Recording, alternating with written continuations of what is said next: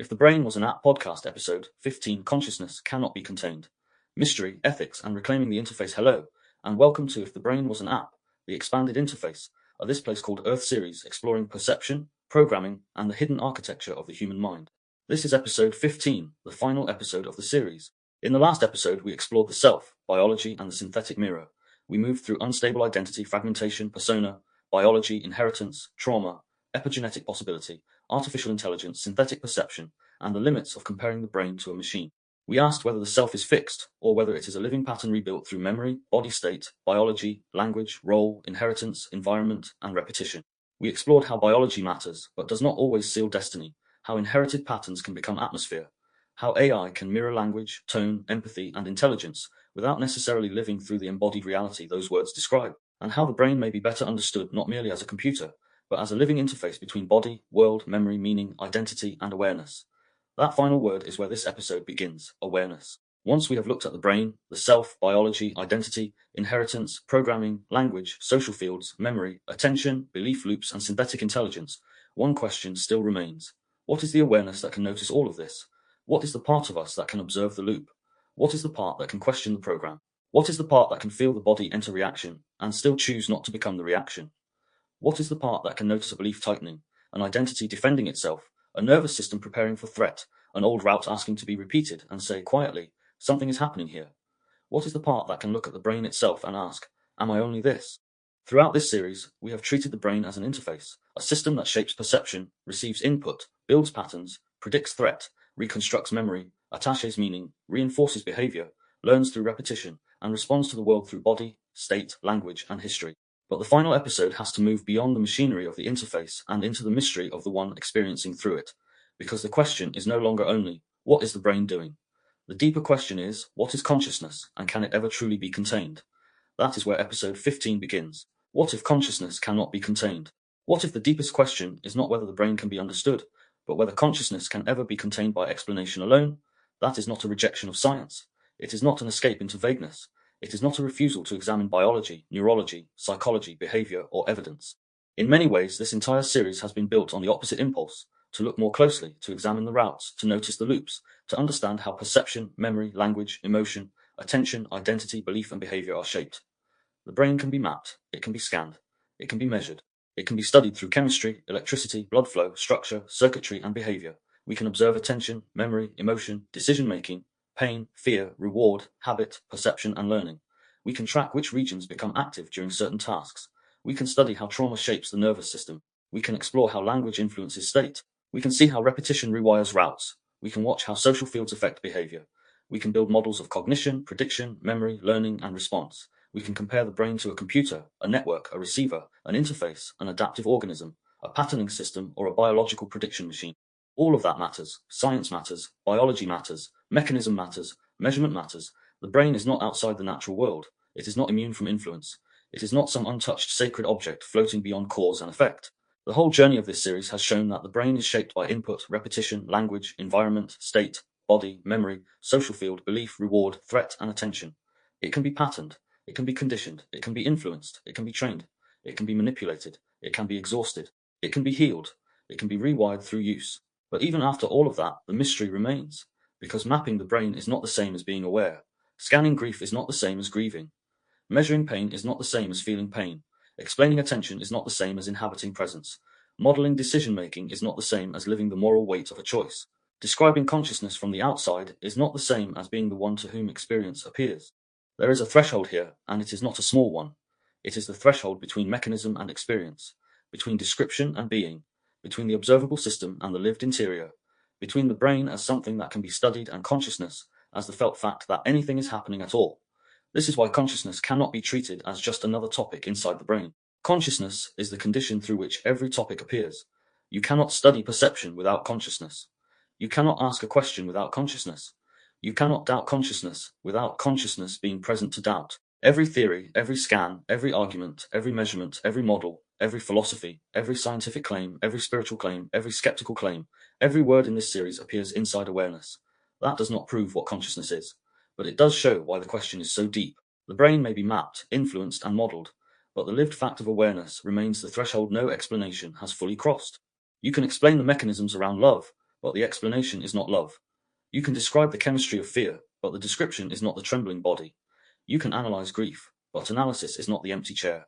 You can discuss morality, but discussion is not the inner discomfort that tells you something is wrong before you have language for it. You can speak about beauty, but beauty is not the sentence. It is the moment the sentence disappears and something opens.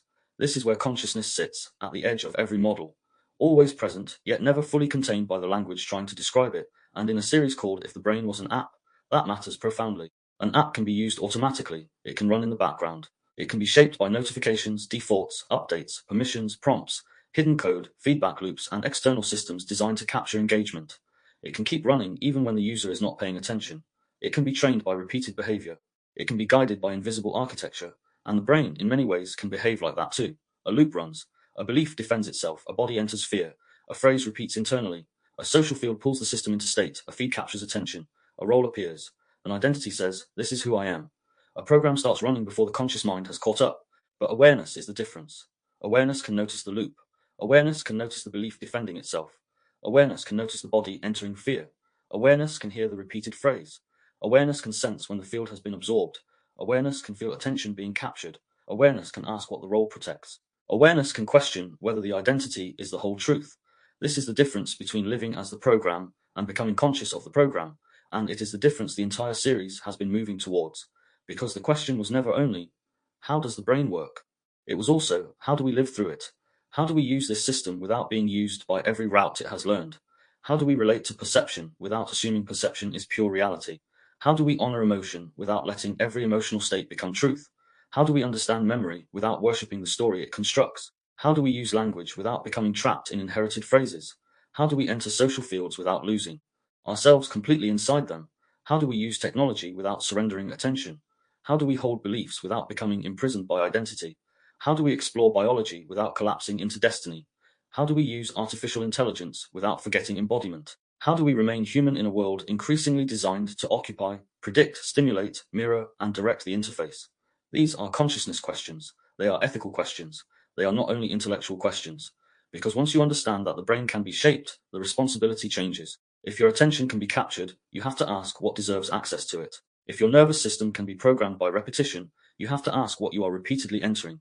If your language can shape state, you have to ask how you speak to yourself and others. If your beliefs can become identity, you have to ask which beliefs you can still examine. If your body can carry inherited patterns, you have to ask what you are passing forward.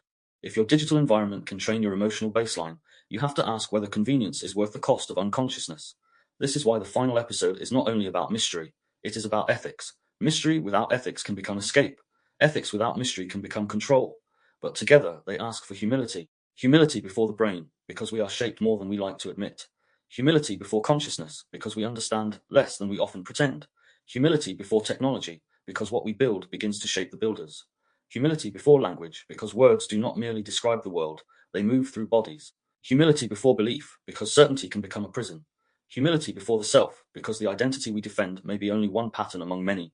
Humility before life, because experience cannot be fully replaced by explanation. At the beginning, the question may have sounded almost playful. If the brain was an app, would you use it? Would you use a system that predicts before it knows, reacts before it understands, stores pain as pattern, mistakes familiarity for safety, repeats old routes, builds identity through behavior, and can be shaped by environments without conscious permission? But after this series, the question becomes deeper, because you already are using it. You are using it every time you interpret a look, remember a wound, react to a headline, hear a phrase, enter a room, defend a belief, repeat a role, scroll a feed, shape your self-talk, feel your body prepare, or call a familiar pattern me. You are using it every time emotion attaches meaning to experience. Every time attention selects one part of reality and excludes another. Every time memory reconstructs the past. Every time language names the self. Every time social belonging makes one thought feel safer than another. But you are also using it every time you pause, every time you notice, every time you return to breath, every time you interrupt the route, every time you speak differently, every time you choose silence instead of stimulation, every time you feel the body without becoming the body's first reaction, every time you question the belief without attacking yourself, every time you let awareness enter before behavior completes the old loop. So perhaps the issue is not whether the brain is an app. Perhaps the issue is whether the interface is being used consciously, because the brain can run automatically. The nervous system can react automatically. The feed can stimulate automatically. The belief can defend automatically. The identity can repeat automatically. The language can program automatically. The group can move automatically. The body can prepare automatically. The old self can return automatically. But awareness is the interruption, not always dramatic, not always spiritual in a grand sense. Sometimes it is quiet. Sometimes it is only one breath, one pause before replying, one moment of noticing the hand reaching for the phone, one sentence spoken more honestly, one refusal to enter the outrage route, one recognition that the body is activated, one moment of asking, is this mine, or have I absorbed the field? One moment of asking, what state does this language create? One moment of asking, what does this belief give me? One moment of asking, is this identity information or imprisonment? Those moments may seem small, but they are the beginning of reclaiming the interface, because consciousness is not merely something we possess, it is something we return to. It is something that can be clouded by fear, narrowed by shame, captured by attention systems, fragmented by trauma, buried beneath language, fused with identity, exhausted by overstimulation, and numbed by repetition. But it can also return. It can return through breath, through silence, through embodiment, through honest language, through ethical attention, through conscious relationship, through grief, through beauty, through stillness, through the courage to see what the program has been doing. That is why the opening hook of this final episode is not a conclusion, but a threshold. What if consciousness cannot be contained by explanation alone? What if awareness is not the same as thought, not the same as identity, not the same as belief, not the same as automation, not the same as intelligence, not the same as output, not the same as the program running through the system? What if consciousness is the mystery that allows the whole interface to be seen? If that is true, then the task is not to escape the brain. The task is not to master the brain completely. The task is not to reduce the self to mechanism, or float away from biology into fantasy. The task is to enter a more conscious relationship with the system through which life is being experienced. The brain may shape reality. The body may shape perception. Language may shape state. Attention may shape belief. Social fields may shape identity. But awareness gives us a relationship with the shaping, and perhaps that is where freedom begins. Anchor concept, consciousness beyond mechanism. The anchor concept for this final episode is consciousness beyond mechanism. That phrase needs to be handled carefully, because it can easily be misunderstood. To say consciousness reaches beyond mechanism is not to reject the body. It is not to dismiss neuroscience. It is not to deny the importance of brain chemistry, neural activity, sensory processing, trauma, memory, attention, language, sleep, stress, or biology. It is not to pretend the brain is irrelevant. If anything, this entire series has shown how deeply relevant the brain is. The brain matters because it shapes how reality appears. It filters, predicts, remembers, categorizes, protects, reacts, learns, and adapts. It builds routes through repetition. It attaches meaning to emotion. It reconstructs memory. It responds to language. It absorbs social fields. It defends identity. It can be trained by fear, reward, shame, belonging, attention, and belief. It can be altered by trauma, regulated through relationship, rewired through practice, and influenced by environments we do not consciously choose. So this is not an argument against mechanism. It is an argument against reducing the whole mystery of consciousness to mechanism alone. The brain can be mapped, scanned, measured, influenced, stimulated, modeled, and compared. We can study the patterns of activity that accompany attention, pain, grief, memory, decision-making, imagination, meditation, fear, love, and self-recognition. We can explore neural correlates of consciousness, meaning the brain activity that appears alongside conscious experience. We can observe which systems become active when a person sees color, remembers a face, hears a word, feels pain, performs a task, or enters a state of deep focus. This gives us valuable knowledge. It helps medicine, psychology, trauma work, learning, communication, and our understanding of human behavior. But even when we map the activity, the experience itself remains something else. A scan may show what happens in the brain when a person grieves, but the scan is not grief. It does not contain the ache of absence. It does not contain the strange feeling of time continuing when someone is gone. It does not contain the way ordinary objects become sacred because they once belonged to a person who is no longer here. It does not contain the body's heaviness, the unexpected wave, the memory that arrives in the throat before language can explain it. The scan shows correlation. The person lives the experience. That distinction is not a small technical detail. It is the threshold. We can map the brain during pain, but mapping pain is not being in pain. We can describe the pathways involved, the signals, the regions, the chemical processes, the behavioral responses. But the felt reality of pain is not simply a diagram. It is the body being claimed by sensation. It is the narrowing of attention. It is the demand that something be acknowledged. It is the way pain changes time, thought, mood, and meaning. We can measure attention, but measurement is not presence. Presence is the lived quality of being here, of awareness no longer scattered across 100 demands, of the body settling enough for the world to become vivid again. Presence is not only a cognitive function, it is breath, depth, stillness, receptivity, and the strange intimacy of noticing experience as it happens. We can model decision-making, but a model is not the moral weight of choosing. A decision may involve competing values, memory, fear, hope, loyalty, responsibility, guilt, consequence, and the awareness that life will not unfold the same way after the choice is made. A model can describe probabilities and biases. It can show patterns of behavior, but it does not become the person standing at the threshold of a decision they cannot fully reverse. This is what consciousness beyond mechanism means. The mechanism matters, but it does not exhaust the experience. The brain may produce, shape, filter, host, receive, or participate in consciousness. Different models will describe that differently. But whatever. The explanation, the lived fact remains. There is experience. There is something it is like to be here. There is awareness of thought, feeling, sensation, memory, world, self, time, body, and meaning. There is a subjective interior that cannot be fully entered from the outside. This is why consciousness is so difficult. It is not merely another object in the world. It is the condition through which the world appears. When we study a chair, a tree, a cell, a planet, or a molecule, we study something that appears within consciousness. But when we study consciousness, the observer is studying the very field in which observation occurs. The eye is trying to see itself. The interface is trying to understand the awareness that looks through it. That is why consciousness resists being treated as a simple object. It is not simply something we have. It is also the field in which having anything becomes possible. Every scientific model appears within consciousness. Every skeptical argument appears within consciousness. Every spiritual claim appears within consciousness. Every doubt, every theory, every measurement, every refusal, every belief, every definition, every image of the brain, every sentence spoken in this series appears to awareness. This does not prove that consciousness is separate from the brain. It does not prove any single metaphysical conclusion. But it does show why the question cannot be handled carelessly. Consciousness is the one thing we cannot step outside of in order to observe from nowhere. We are always already inside experience. Even when we deny mystery, we deny it from within awareness. This is where reduction can become dangerous, not because reduction is useless, but because reduction can mistake one level of description for the whole. To describe water chemically is true. To describe waves mathematically is useful, but neither description replaces the felt experience of standing at the edge of the sea, hearing the movement, smelling the salt, feeling the scale of something larger than the self. Both layers can be true, but they are not identical. Likewise, to describe grief neurologically may be true and useful. To describe attachment hormonally may reveal important mechanisms.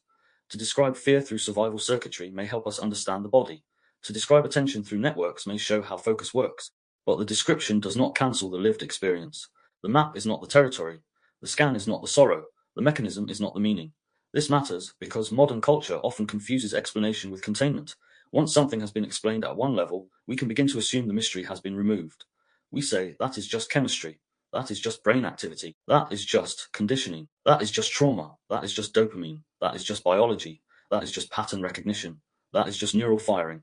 But the word just often does too much work. It shrinks the living event into a single explanatory frame. There may be chemistry, but not just chemistry. There may be brain activity, but not just brain activity. There may be conditioning, but not just conditioning. There may be biology, but not just biology. There may be pattern, but not just pattern. We are layered beings. Experience is layered. Consciousness appears through layers. Mechanism may be one layer, but it is not always the whole of what is happening. Think about love.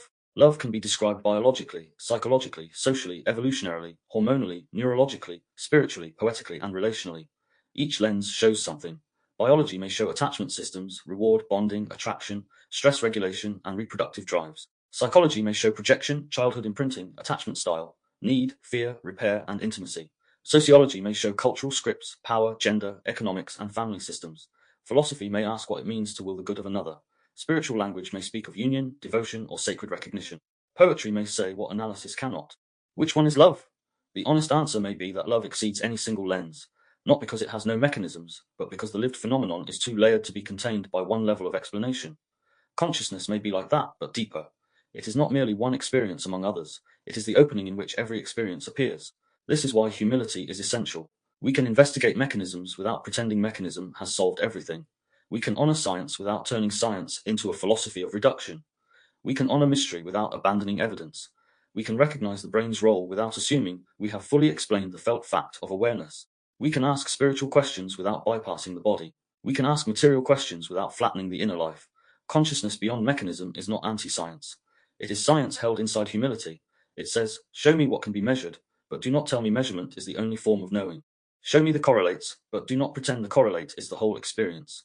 Show me the circuits, but remember that someone is living through them.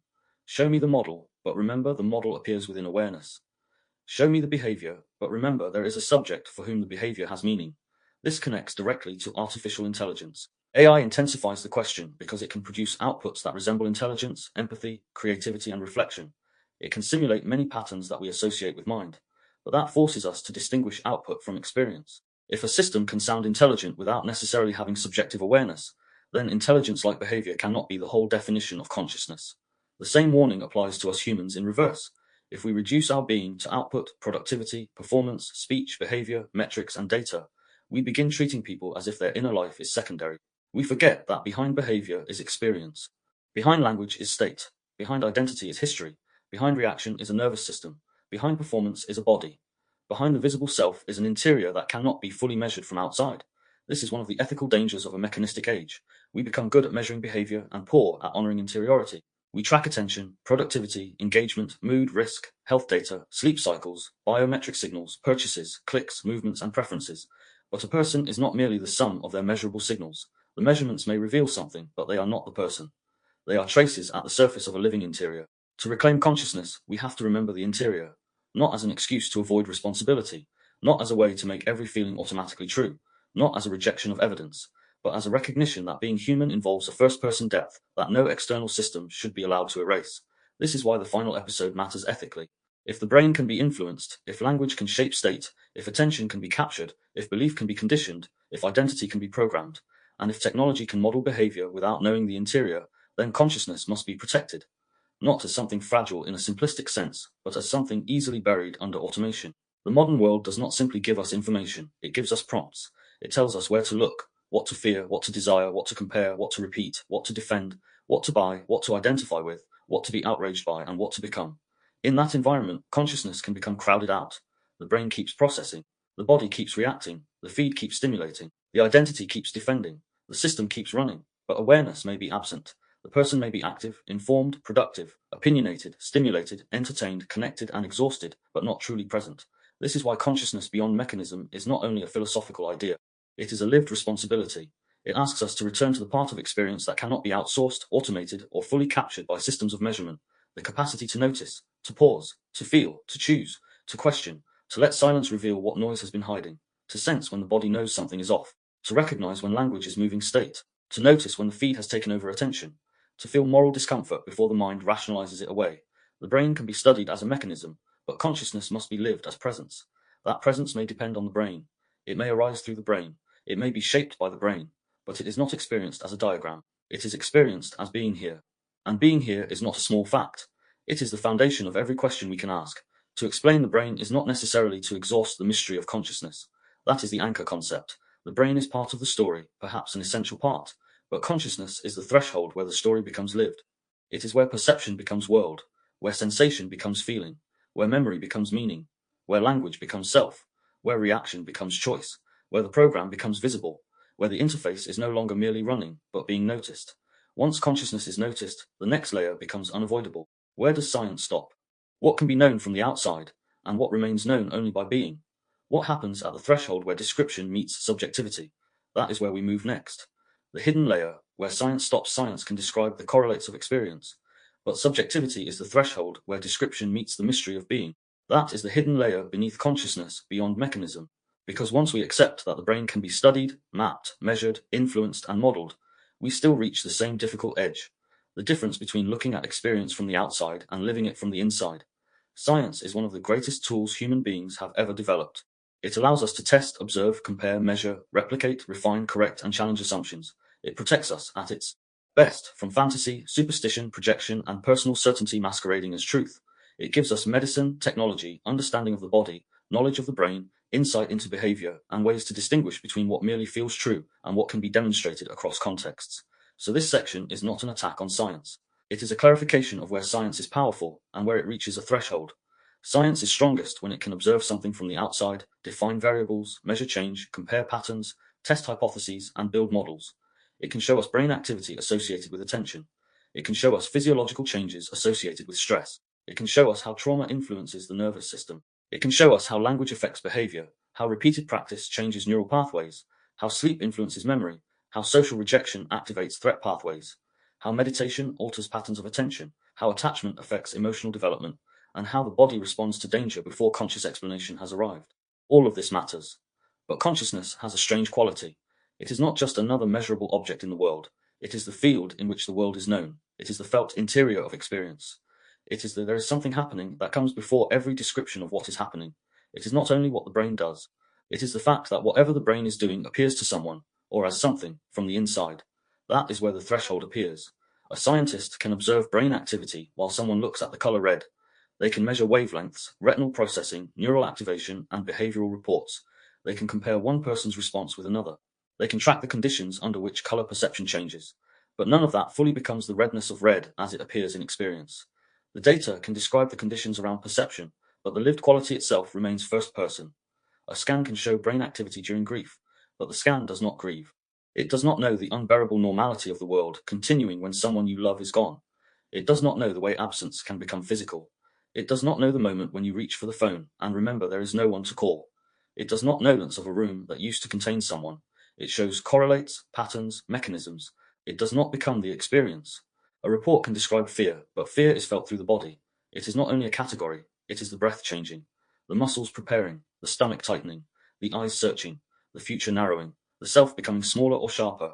A model can describe threat response, but the person lives the threat response. The model is useful, the model is not the trembling. A study can examine love, but love is not fully contained in attachment chemistry, bonding behavior, evolutionary advantage, or social structure. Those may all be part of the picture, but love is also the face that matters differently from every other face. The voice that changes the body, the vulnerability of caring whether someone returns, the strange expansion of another person becoming part of the meaning of your own life. Science may describe many conditions of love. It does not exhaust love. This is where subjectivity becomes the hard threshold. Subjectivity is the lived interior, the felt quality of being here. The fact that pain hurts, beauty moves, shame burns, grief hollows, love opens, silence deepens, and moral discomfort can rise before language explains why. It is the inside of experience, not merely the external trace of it. Science can study traces. It can study reports. It can study behavior. It can study neural activity. It can study physiological change. It can study correlation. It can study mechanism, but it cannot step fully into the first-person interior of another being and become that experience from the inside. That does not make science weak. It simply shows that science, by design, operates through observation, measurement, and shared verification. It translates experience into data, and that translation is powerful, but every translation leaves something out. The moment experience becomes data, something about the immediacy of experience has been changed. The living event becomes an object of study. That object can reveal much, but it is not identical to the living event itself. This is why consciousness is so difficult to contain. It is not because we know nothing about the brain, we know more than ever. It is because knowing more about the conditions of consciousness is not the same as dissolving the mystery of consciousness itself. This is often called the hard problem of consciousness. Why and how physical processes are accompanied by subjective experience at all. Why is there something it is like to be a conscious organism? Why does neural activity not simply happen in darkness? Why does the world appear? Why is there feeling, color, pain, meaning, selfhood, presence, awareness?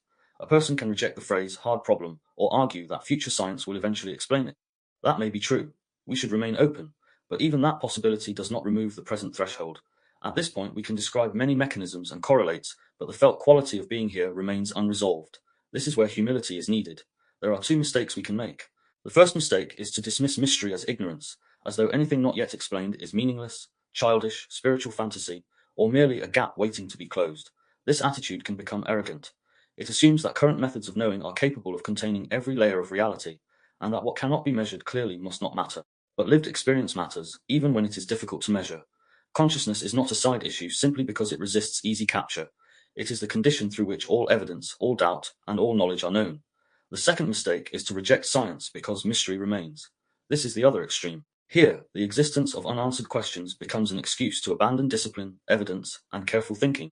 Mystery becomes a doorway into any claim. Because consciousness is unresolved, anything can be asserted. Every feeling becomes truth. Every intuition becomes revelation. Every pattern becomes a sign. Every uncertainty becomes proof of one's preferred metaphysics.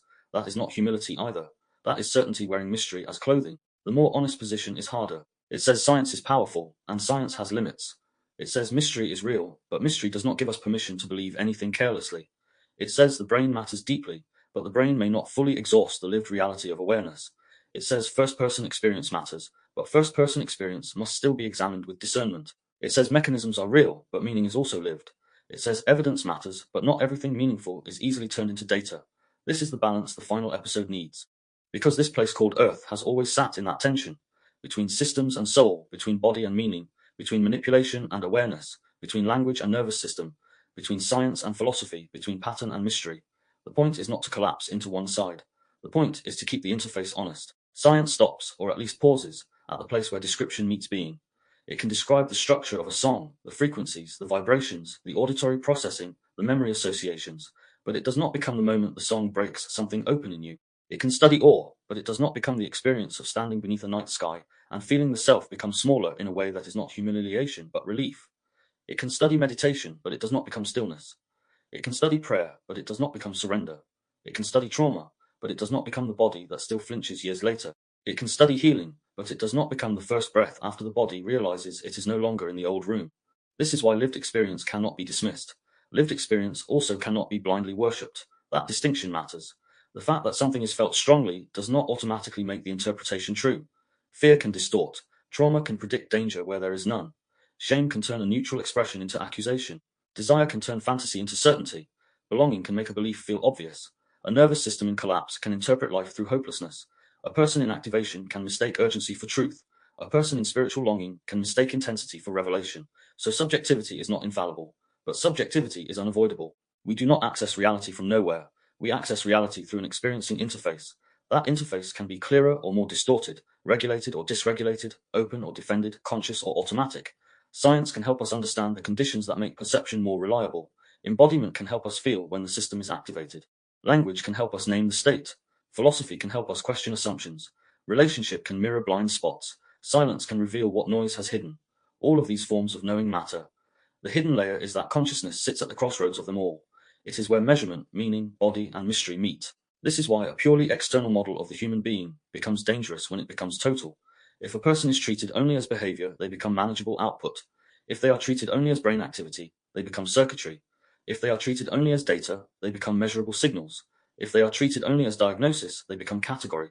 If they are treated only as consumer, they become target. If they are treated only as voter, worker, patient, user, demographic, risk profile, or engagement pattern, the interior disappears. When the interior disappears, ethics begins to thin, because it becomes easier to manipulate what you do not recognize as inwardly alive. This is one of the deepest dangers of the mechanistic age.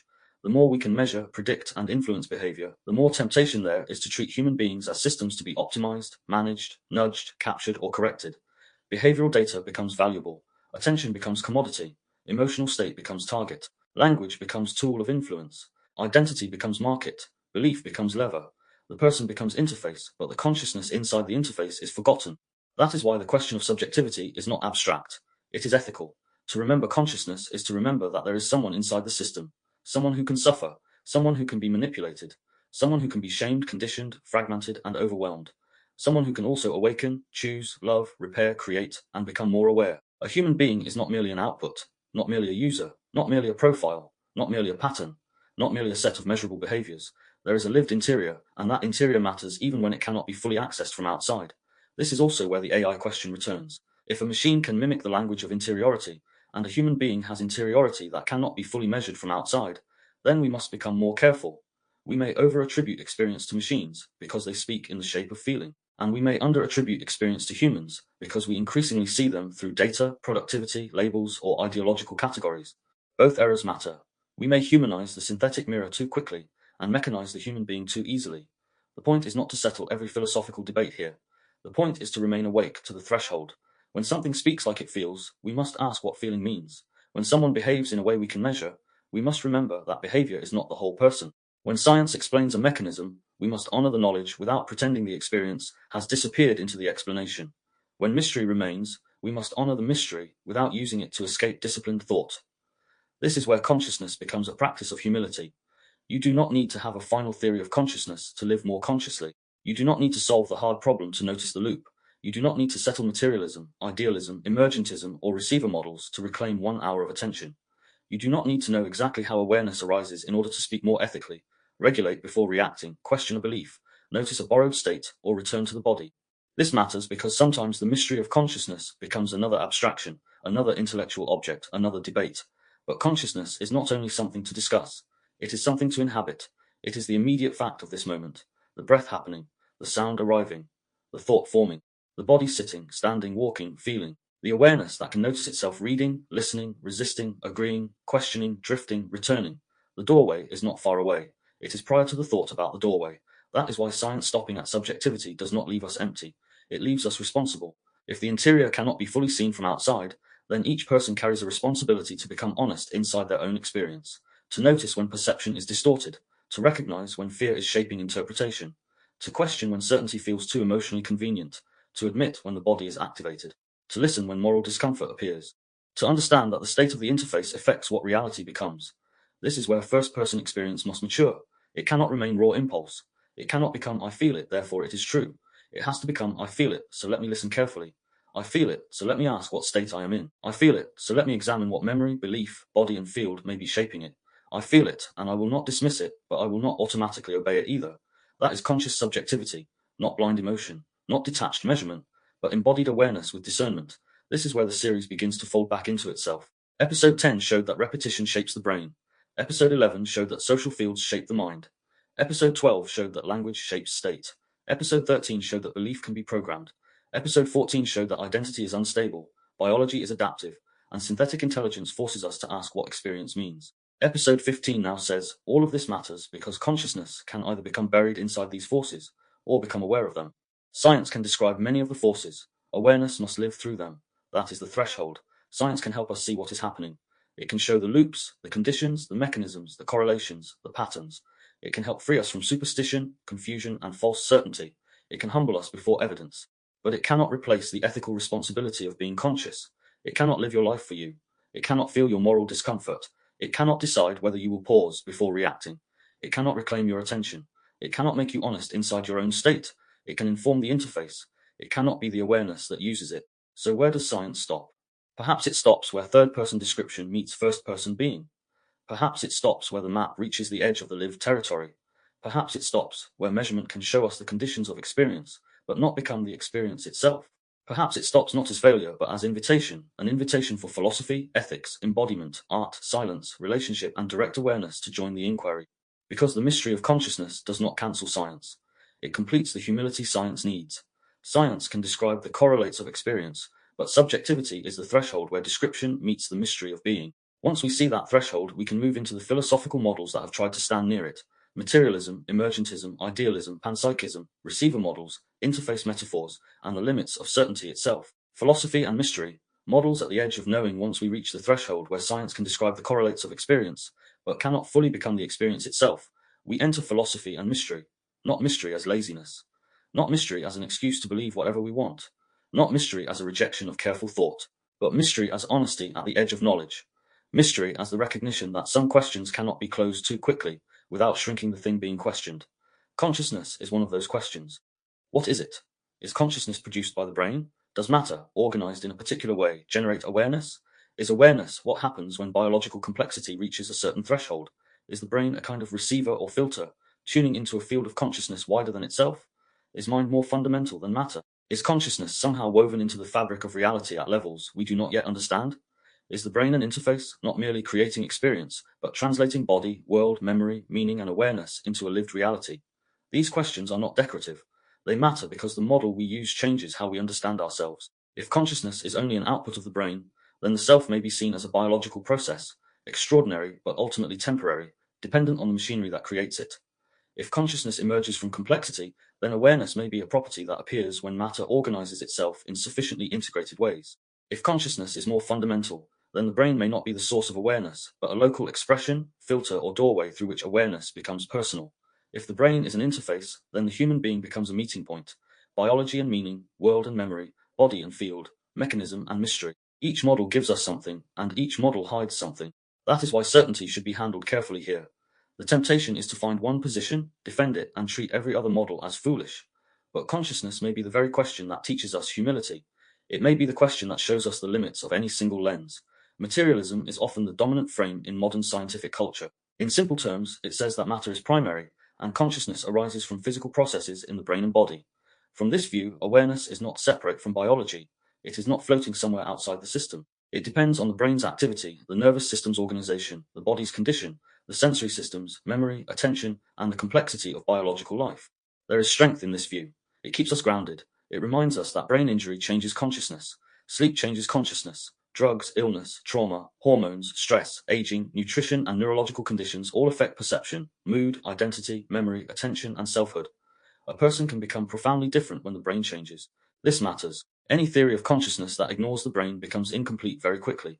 Materialism also protects against vague claims that bypass the body. It says, do not forget the nervous system. Do not forget biology. Do not forget that consciousness, as we experience it as human beings, is intimately linked with the brain and body. If the brain is damaged, the interface changes. If the body is exhausted, the mind changes. If the nervous system is overwhelmed, perception changes. That is not trivial. That is foundational. But materialism can become too small if it assumes that describing the physical system fully dissolves the mystery of experience. It can tell us what conditions accompany consciousness, and perhaps one day it may explain far more than it currently does. But the question remains, why should matter organized in a certain way be accompanied by experience at all? Why is there something it is like to be a living organism? Why does the world appear from the inside? Why does pain hurt rather than merely registering as information? Why does color show up as color rather than simply wavelength processing? Why is there awareness rather than only mechanism? Materialism gives structure, but it can struggle with the felt interior. Emergentism tries to bridge that gap. It suggests that consciousness may emerge when simpler components organize into sufficiently complex systems. Just as wetness emerges from water molecules arranged together, or life emerges from chemistry organized in particular ways, consciousness may emerge from neural networks, feedback loops, integration, complexity, embodiment, and information processing. In this view, consciousness is not added from outside.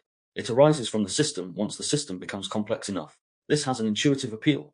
We know that wholes can display properties not obvious from their parts. A single neuron is not conscious in the way a person is conscious, but billions of neurons, organized in dynamic relationship with body and world, may give rise to awareness. Consciousness may be what happens when the system becomes capable of integrating information, modeling itself, distinguishing self from world, remembering, predicting, feeling, and responding. Emergentism gives us a way to honor complexity without reducing everything to isolated parts. It says that consciousness may not be found in one tiny location, but in dynamic organization. That is useful. It fits the sense that the self is not a single object hidden in the brain, but a pattern that appears through interaction. But emergence also has a mystery inside it. To say consciousness emerges can sometimes describe the problem without fully solving it. How does subjective experience emerge? At what point does processing become feeling? What makes complexity light up from the inside? If a system becomes more complex, why should that complexity be experienced, rather than simply performed? Emergence may be true, but the word itself can become a placeholder for a process we do not yet fully understand. Emergentism gives development, but it can still leave the inner light unexplained. Idealism moves in a very different direction. Instead of saying matter is primary and consciousness arises from matter, idealism asks whether consciousness, mind, or awareness may be more fundamental than matter. In this view, reality may not be built from dead material that somehow produces mind. It may be that mind-like reality is primary, and what we call matter is how experience appears in structured form. This is difficult for many modern minds because we are trained to think of matter as the solid foundation and consciousness as something secondary. But idealism has a long philosophical history, and it points to something important. Everything we know about matter is known through experience. We never encounter matter outside consciousness. We encounter sensations, perceptions, measurements, instruments, models, images, and concepts, all appearing in awareness. This does not prove idealism, but it reminds us that consciousness is not some minor add-on to reality. It is the field in which reality is known. Idealism gives us a way to take awareness seriously. It resists the tendency to treat consciousness as an accidental byproduct of a world that is otherwise fundamentally unconscious. It asks whether the mystery of experience is not something to be explained away, but the starting point. But idealism has its own difficulties. If consciousness is fundamental, why does the physical world appear so stable, structured, and shared? Why do brain changes so reliably alter experience? Why does anesthesia interrupt consciousness? Why does damage to the nervous system change personality, perception, memory, and identity? How does individual experience arise within a larger field of mind? How do we avoid turning mystery into vague metaphysics with no grounding? Idealism gives depth, but it can drift if it loses contact with the body. Panpsychism offers another model. It asks whether some form of consciousness or proto-consciousness may be present at very basic levels of reality. Not human consciousness, not self-reflection, not thought, not emotion as we know it, but some primitive interiority or experiential quality woven into the fabric of matter itself. From this view, consciousness does not suddenly appear from nothing when brains become complex. Instead, complex brains organize simpler forms of experience into richer forms of consciousness. This model appeals to some because it avoids the problem of dead matter suddenly producing inner life. It suggests that the seeds of experience may be present all along, becoming more complex through organization. It also echoes certain spiritual intuitions, that the world is not dead, that life is not merely mechanical, that mind and matter may not be as separate as we assume. But panpsychism also faces difficult questions. If basic matter has some kind of proto-experience, how do tiny forms of experience combine into the unified consciousness of a person? How does simple interiority become grief, love, morality, self-reflection, memory, and the experience of being James or anyone else? How do we test such a model? How do we avoid using it as a poetic answer rather than a clear explanation? Panpsychism gives continuity, but it can struggle with combination and evidence. Receiver models take a different route again.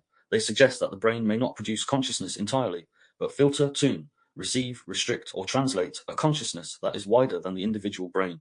In this model, the brain is less like a factory producing awareness, and more like a radio tuning into a signal, or a lens shaping light, or an instrument through which a larger field expresses itself locally. This model is often attractive to those who have had spiritual experiences, mystical states, near-death experiences, deep meditative states, intense intuitions, creative downloads, or experiences of awareness that seem to exceed ordinary personal cognition.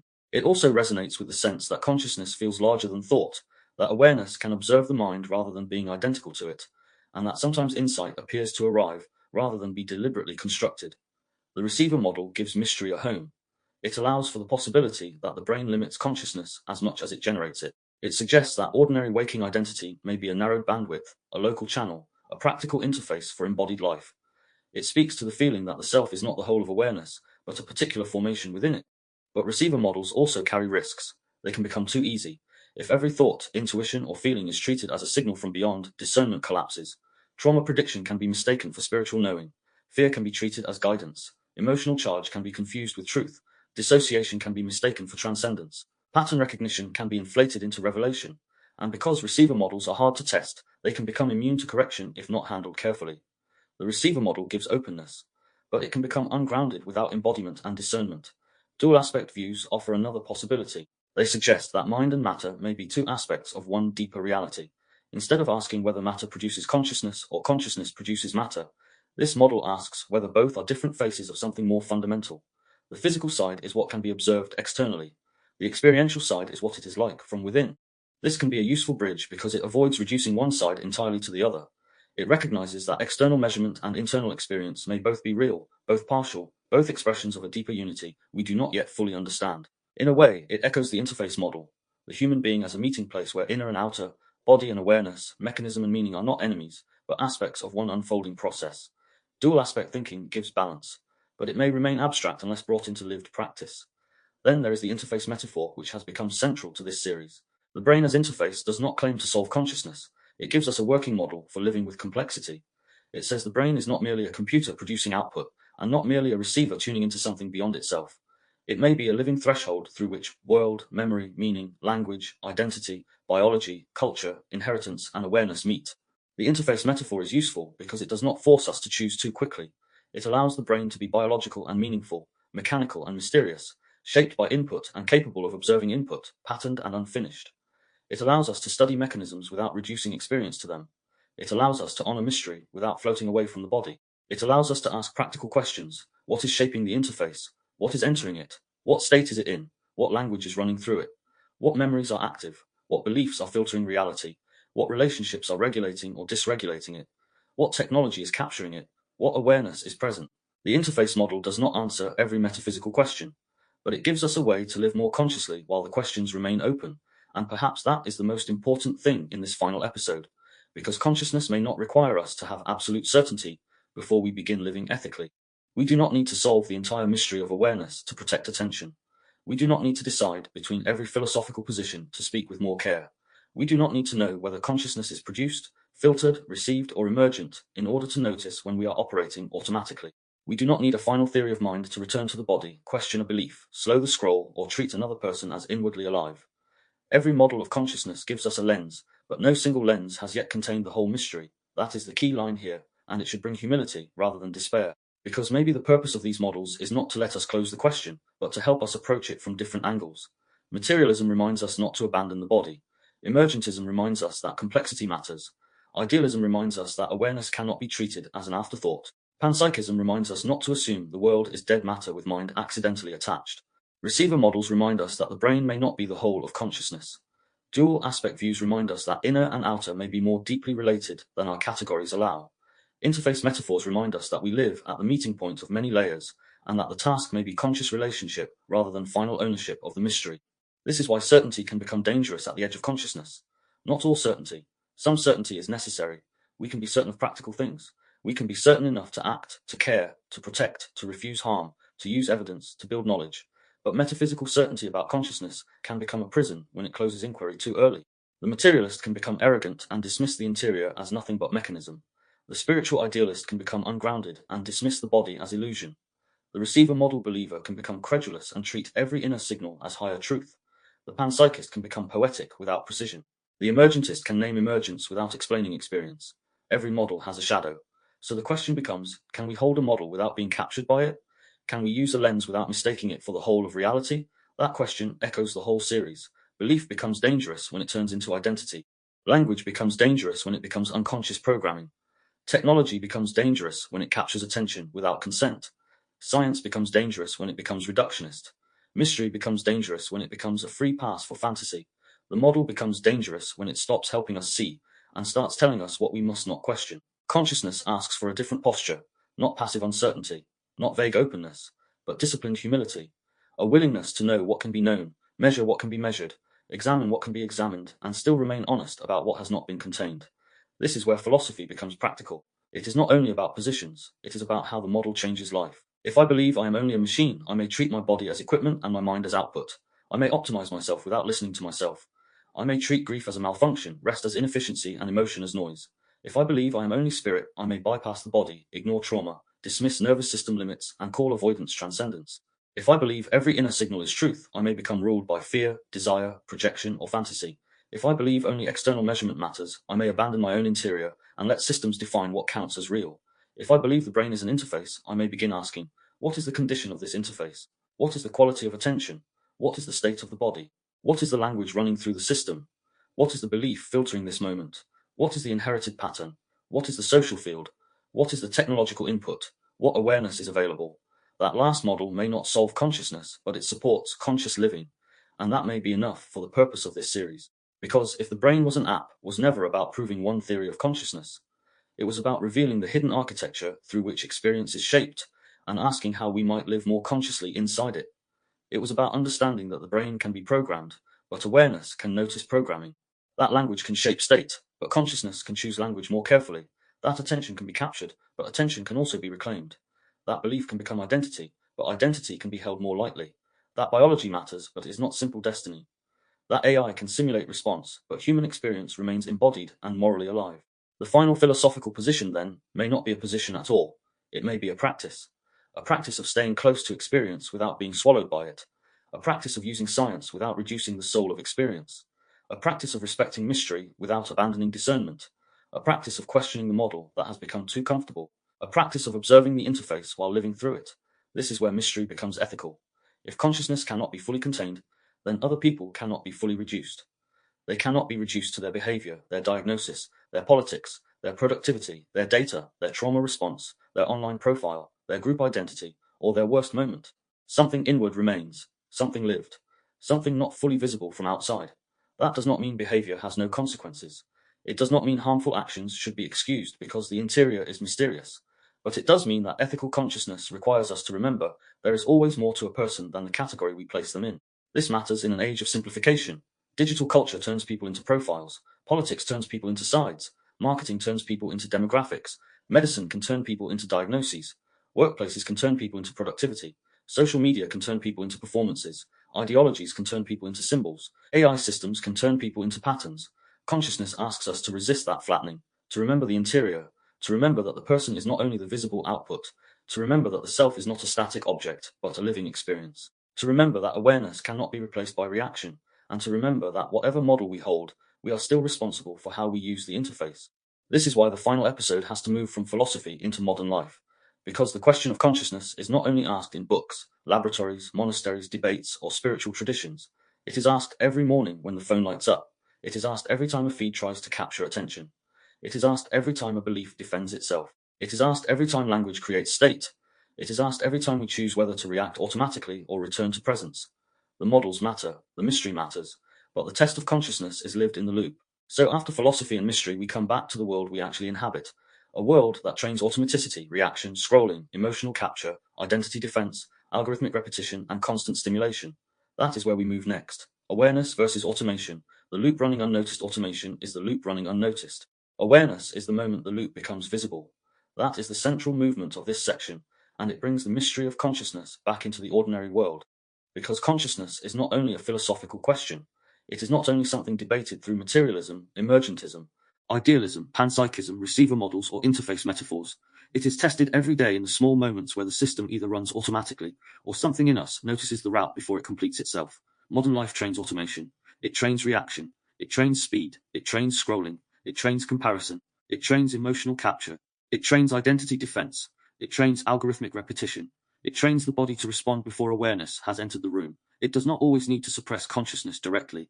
It simply has to keep the interface occupied, keep attention moving, keep the nervous system stimulated, keep the body slightly activated, keep the mind full enough that stillness begins to feel strange. The person wakes up and reaches for the phone before noticing they have reached. A notification appears, and the body moves before thought has asked whether this matters. A headline creates anger before the source, context, or state has been examined. A comment triggers defense before the question underneath it is understood. A belief feels challenged, and the body tightens before curiosity becomes available. A phrase appears internally: I'm behind, I have to respond, they're wrong, I can't cope, I need to check, and the system obeys it as though it were instruction. This is automation, not because the person is weak, not because they lack intelligence, not because they are morally failing, but because the brain is adaptive, and repeated routes become easier to run. A behavior repeated enough becomes habit. A state repeated enough becomes familiar. A belief defended enough becomes identity. A feed entered enough becomes atmosphere. A language pattern repeated enough becomes self-talk. A social role performed enough becomes personality. The system learns the route, then begins running it before conscious choice has fully appeared. The danger is not that automation exists. We need some automation. We could not function if every action required fresh conscious effort. We need automaticity to walk, drive, speak, type, cook, brush our teeth, recognize familiar faces, respond to danger, and manage ordinary routines. The brain saves energy by turning repeated patterns into automatic routes. That is not the problem. The problem is when unconscious automation begins running the areas of life that require awareness: attention, belief, emotion, language, identity, technology, relationships, moral judgment, and self-understanding. If the hand reaches for the phone automatically, that may seem small. But if attention is repeatedly surrendered automatically, the interface begins to be shaped by whatever is waiting on the other side.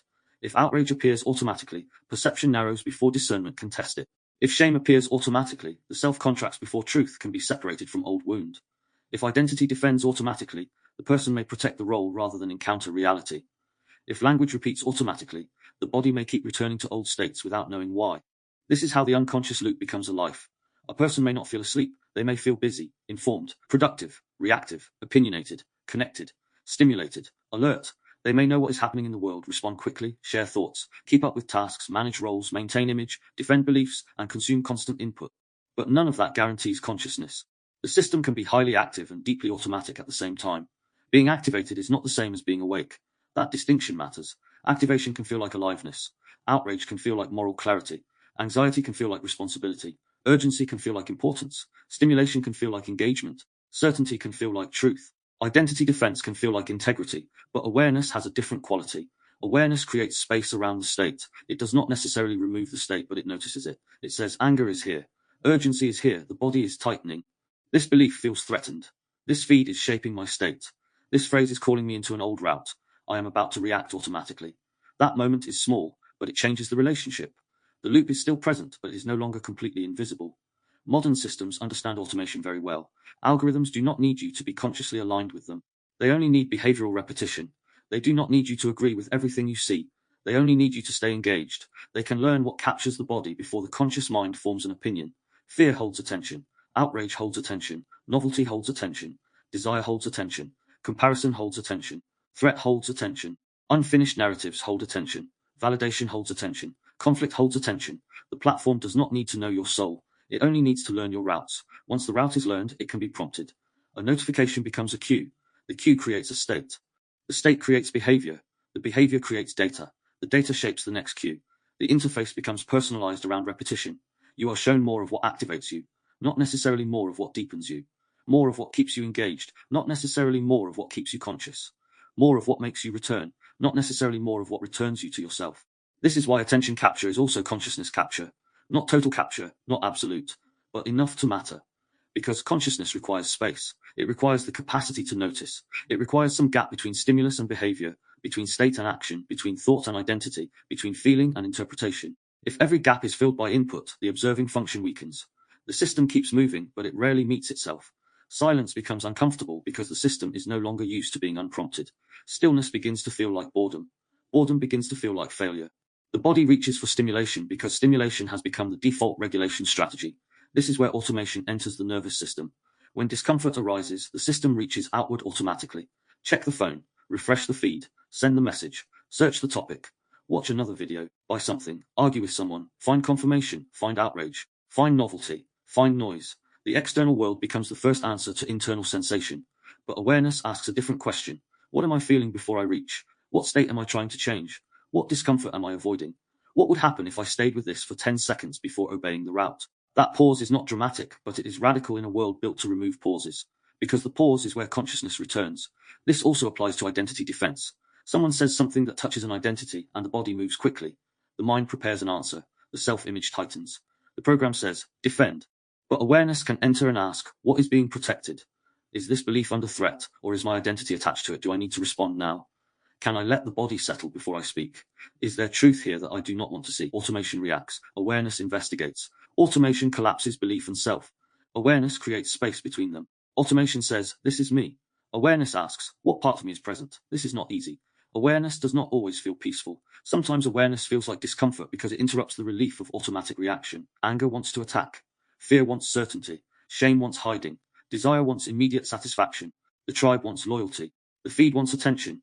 The role wants repetition. The old self wants to remain coherent. Awareness enters and slows the route, and the system may resist. It may say, this is overthinking. Just respond. Just check. Just defend. Just avoid. Just prove them wrong. Just keep moving. But awareness is not the same as hesitation. It is not passivity. It is not weakness. It is not the refusal to act. It is the refusal to let the first route be the only route. Sometimes awareness leads to action. Sometimes it leads to speech. Sometimes it leads to boundary. Sometimes it leads to refusal. Sometimes it leads to rest. Sometimes it leads to silence. Sometimes it leads to apology. Sometimes it leads to challenge. The difference is that the action comes from a wider field than automatic reaction alone. This is the ethical dimension of awareness. A person who is fully automatic may still do great harm while feeling justified by state. Outrage can justify cruelty. Fear can justify control. Shame can justify withdrawal. Certainty can justify dehumanization. Loyalty can justify blindness. Desire can justify exploitation. Exhaustion can justify neglect. If there is no awareness between state and behavior, the state becomes the moral authority. But a state is not always truth. A state is information. Awareness is what allows the information to be examined before it becomes action. This matters in relationships. A partner says something and an old wound is touched. Automation hears rejection, even if the present moment is more complex. The body prepares. The voice sharpens. The old script appears. You never listen. You always do this. I knew this would happen. The conversation becomes a replay of previous pain. Awareness might not stop the activation completely, but it can notice, this feels old. My body is reacting strongly. I need a moment. I want to respond from the present, not only from the wound. That is reclaiming the interface in real time. It matters in public life. A headline appears designed to activate. Automation reacts, shares, condemns, aligns, attacks, or absorbs the frame. Awareness asks, what state did this create? What information is missing? Who benefits from my activation? Am I being informed or recruited into a mood? Does this require action, or is my nervous system being harvested? That is reclaiming the interface in the attention economy. It matters in self-talk. A mistake happens. Automation says, I'm useless. I always ruin things. I can't change.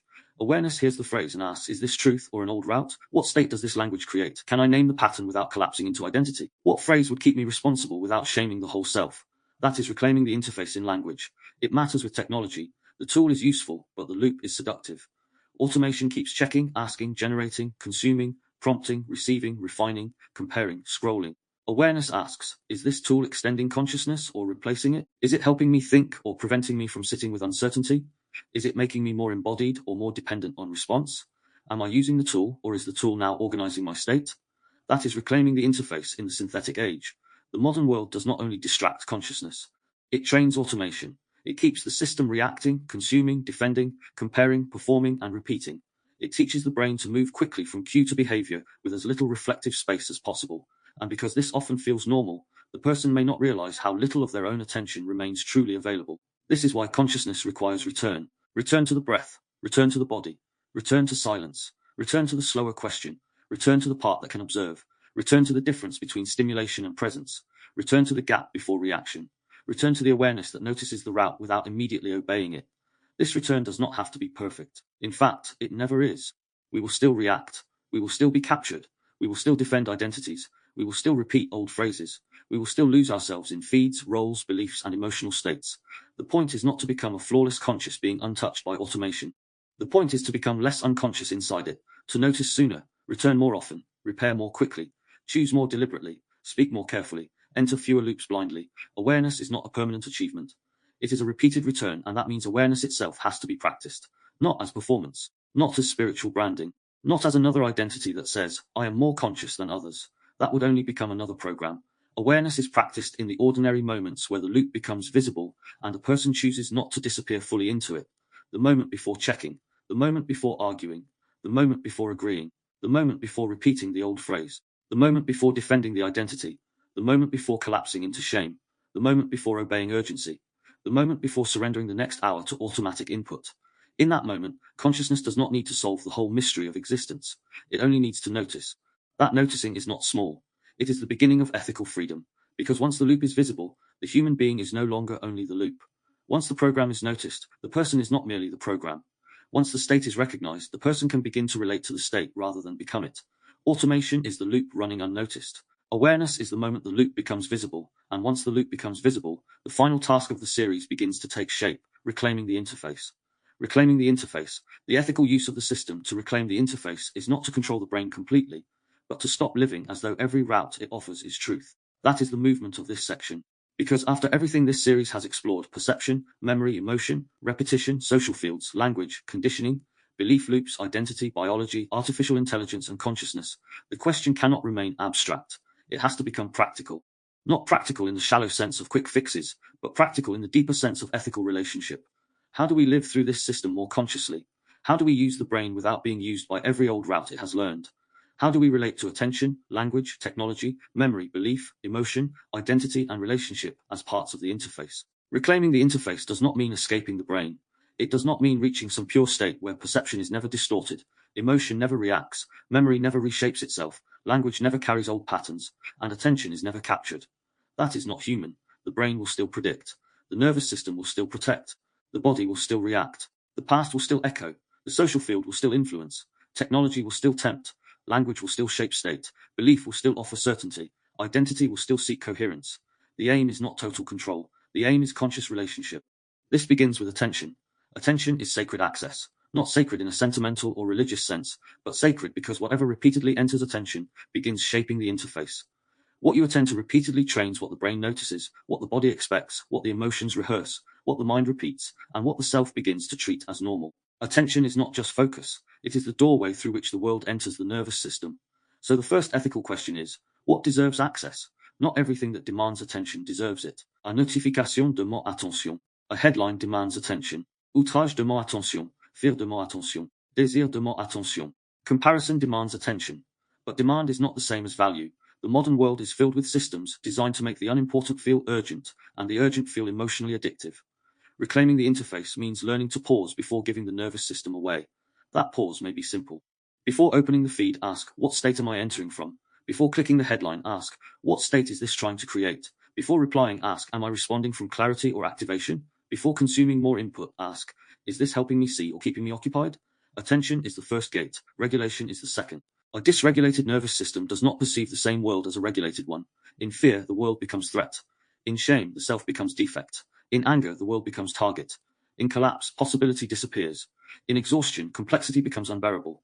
This does not mean regulated perception is perfect, but it is more available to nuance. It has more room. It can pause, consider, revise, and hold more than one thing at once. So reclaiming the interface often begins before thought. It begins with the body, breath, sleep, food, movement, stillness, space, nature, safe contact, reduced input, time away from the loop, not as lifestyle performance, but as the foundation of perception. A body in chronic activation cannot be expected to produce wise discernment indefinitely. If the nervous system is constantly flooded, consciousness becomes harder to access. Regulation is not escape from truth. It is the condition that makes truth more bearable. Language is another gate. Episode 12 showed that language is not only meaning, it is nervous system signal. So reclaiming the interface means becoming more conscious of the words we live inside, the phrases we repeat, the labels we defend, the inner voice that shames or steadies, the media frames that install urgency, the relationship scripts that create threat, the cultural vocabulary that tells the body what is possible, shameful, admirable, dangerous, or normal. The question is not, are these words positive? That is too shallow. The question is, what state does this language create? Does it narrow or widen? Does it shame or clarify? Does it pressure or orient? Does it collapse the self into a verdict, or separate the pattern enough for responsibility? Does it make me more conscious or more automatic? Sometimes reclaiming the interface begins by changing one repeated phrase. From I am broken to this is a pattern my system learned. From there is no time to what matters first. From I can't cope to my system is overwhelmed and needs support. From this is who I am to this is a route I know well. These shifts are not magic, but they alter the route. They give awareness a different entry point. Silence is another part of reclaiming the interface. Silence is difficult now because the interface has been trained to expect constant input. But silence reveals what stimulation hides. It shows the restlessness, the boredom, the anxiety, the grief, the longing, the unfinished thoughts, the unprocessed emotion, the body's exhaustion. This is why silence can feel uncomfortable at first. It removes the noise that has been functioning as anesthetic. But silence is not emptiness. It is where the system becomes audible. In silence, the loop can be heard. The repeated phrase appears. The tension becomes noticeable. The impulse to reach becomes visible. The old identity speaks. The body reveals its state. Awareness has room to return. Not every silence will feel peaceful. Some silence is confronting, but that is part of its value. It brings the interface back into view. Embodiment is the next gate. To reclaim the interface, we have to return to the body, because the body is where perception becomes state. The body tells us when language has landed. It tells us when a field has been absorbed. It tells us when a belief is being defended as identity. It tells us when technology has overstimulated the system. It tells us when a relationship widens or narrows us. It tells us when an old role has taken over. Embodiment does not mean obeying every sensation as truth. It means listening to sensation as information. The body may be carrying wisdom, but it may also be carrying old fear. It may signal danger, or it may remember danger. It may tighten because something is wrong, or because something familiar has been touched. The work is not blind obedience to the body, but relationship with the body. What is this sensation saying? Is this present danger or old pattern? Is this intuition or activation? Is this boundary or avoidance? Is this tiredness or collapse? Is this longing or compulsion? Embodiment makes consciousness less abstract. It brings awareness into the living interface. Relationships are another field of reclamation. The people we repeatedly enter shape the nervous system. Some relationships regulate, challenge, deepen, and widen us. Others keep us small, reactive, performative, ashamed, or trapped in old roles. Reclaiming the interface does not mean isolating ourselves from all influence. It means becoming more conscious of influence. Who do I become here? What state do I leave with? What language is repeated in this relationship? What version of me is rewarded? What part of me disappears? Does this connection return me to myself, or require me to abandon myself to remain attached? This does not mean every difficult relationship must be abandoned. Some relationships need repair. Some need boundaries. Some need honesty. Some need distance. Some need grief. Some need a new language. The point is not simple judgment. The point is conscious participation. Technology must also be brought into ethical relationship. Technology is not evil by itself. It can extend thought, creativity, communication, memory, education, organization, and imagination. AI can help structure ideas, reflect patterns, and support creative work. Digital tools can connect people across distance. But tools become dangerous when they stop being tools and become the organizers of state. When the feed becomes the first regulator. When the algorithm decides the emotional climate. When metrics become self-worth. When synthetic response replaces embodied relationship. When convenience replaces presence. When constant input prevents consciousness from returning. So the question becomes, am I using this tool, or is this tool using my routes? Does this technology extend my awareness or occupy it? Does it help me create, think, and connect, or keep me reactive, dependent, and fragmented? Does it serve the interface or capture it? Memory is another layer. Memory is living interpretation, not perfect recording. Reclaiming the interface means holding memory with care, not denying the past, but not being ruled by the first story the past offers. What meaning have I attached to this memory? What identity has grown around it? What state does it still create? Is there another way to hold the event without betraying what happened? Can the memory become information rather than prison? Belief must be reclaimed too. A belief should be a map, not a cage. It should help us orient, not prevent us from seeing. It should remain connected to reality, not only to belonging. Reclaiming the interface means asking what a belief gives us, what it costs us, what it makes visible, what it hides, and whether it can survive curiosity without becoming defensive. Identity must also be held differently. Identity is information, not imprisonment. Biology, trauma, neurodivergence, temperament, culture, family, and history all matter. But when an identity becomes too fixed, the living self may disappear behind the label. Reclaiming the interface means holding identity with respect and flexibility. This is part of me. This has shaped me. This explains something. But is it the whole of me? Does it widen me or narrow me?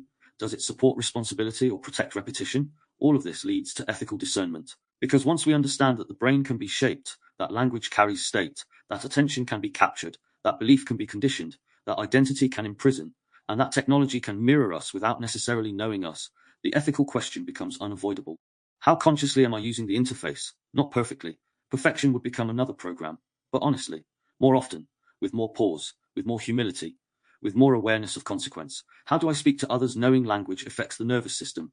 How do I speak to myself knowing self-talk becomes route? How do I use technology knowing attention is vulnerable? How do I enter groups knowing belonging shapes perception? How do I hold beliefs knowing certainty can become identity defense? How do I treat other people knowing they are not only behavior, label, data, or role, but inwardly alive? Reclaiming the interface is therefore not an individualistic escape from the world. It is a more ethical way of entering it. It asks us to become more conscious participants in the fields we create. Every conversation creates a field. Every post creates a field. Every relationship creates a field. Every repeated phrase creates a field. Every family pattern passed forward creates a field. Every technology adopted unconsciously creates a field. The interface is not private only, it is relational. To reclaim it is to take more care with what we amplify, repeat, reward, consume, defend, and transmit. This is not about becoming pure, it is about becoming responsible. Responsible for attention, responsible for language, responsible for state, responsible for belief, responsible for influence, responsible for what we pass forward, responsible for returning to awareness when automation takes over. Because it will take over sometimes. The loop will run, the state will capture, the belief will defend, the phone will be reached for, the old phrase will return, the identity will tighten, the field will influence, the program will ask to repeat, but reclamation begins each time awareness notices, each time the system says, this is truth, and awareness asks, or is this a route? Each time the feed says, look here, and awareness asks, does this deserve access? Each time the body says, react, and awareness asks, can I pause first? Each time the identity says, this is who I am, and awareness asks, is there more? That is reclaiming the interface. Not controlling every process, not escaping every influence, not becoming immune to programming, but refusing to live as though automation is the final authority. The brain offers routes, the body offers signals, the world offers prompts, the field offers identities, the feed offers stimulation, the group offers belonging, the language offers frames, consciousness offers relationship, and through that relationship, ethical life becomes possible. The map beneath the series at this point in the final episode, the series has to widen beyond itself. Because if the brain was an app has never really been isolated from the wider body of work. It may have used its own metaphor, its own route, its own language of interface, programming, loops, memory, perception, attention, and system architecture, but underneath it has always been connected to a larger inquiry. That inquiry has been moving through this place called Earth for a long time. It has appeared through the Inversiverse, waking up in a world built to keep you asleep, through My Inner Child Was Broken, through the resonance matrix, the anatomy of influence, and the linguistic somatic decode, through the mirror linguistic hypothesis, the consciousness code, through nervous system language, the grammar of state, through the resonance between us, through traversing the darkness, a spiritual journey, and now through If the Brain Was an App, the extended interface podcast and companion book. If the brain was an app, would you use it? Different books, different podcast arcs, different symbols, different language systems, different entry points. But the deeper question has remained consistent. What shapes human perception? What captures awareness? What programs behavior? What happens to the body before the mind has explained it? How does language move through the nervous system? How do systems of influence enter identity, belief, relationship, and culture? And how does a person remain conscious inside fields designed to make them automatic? The wider body of work has never only been about the mind. It has been about the conditions that shape awareness and the possibility of becoming conscious inside them. That is the key line here.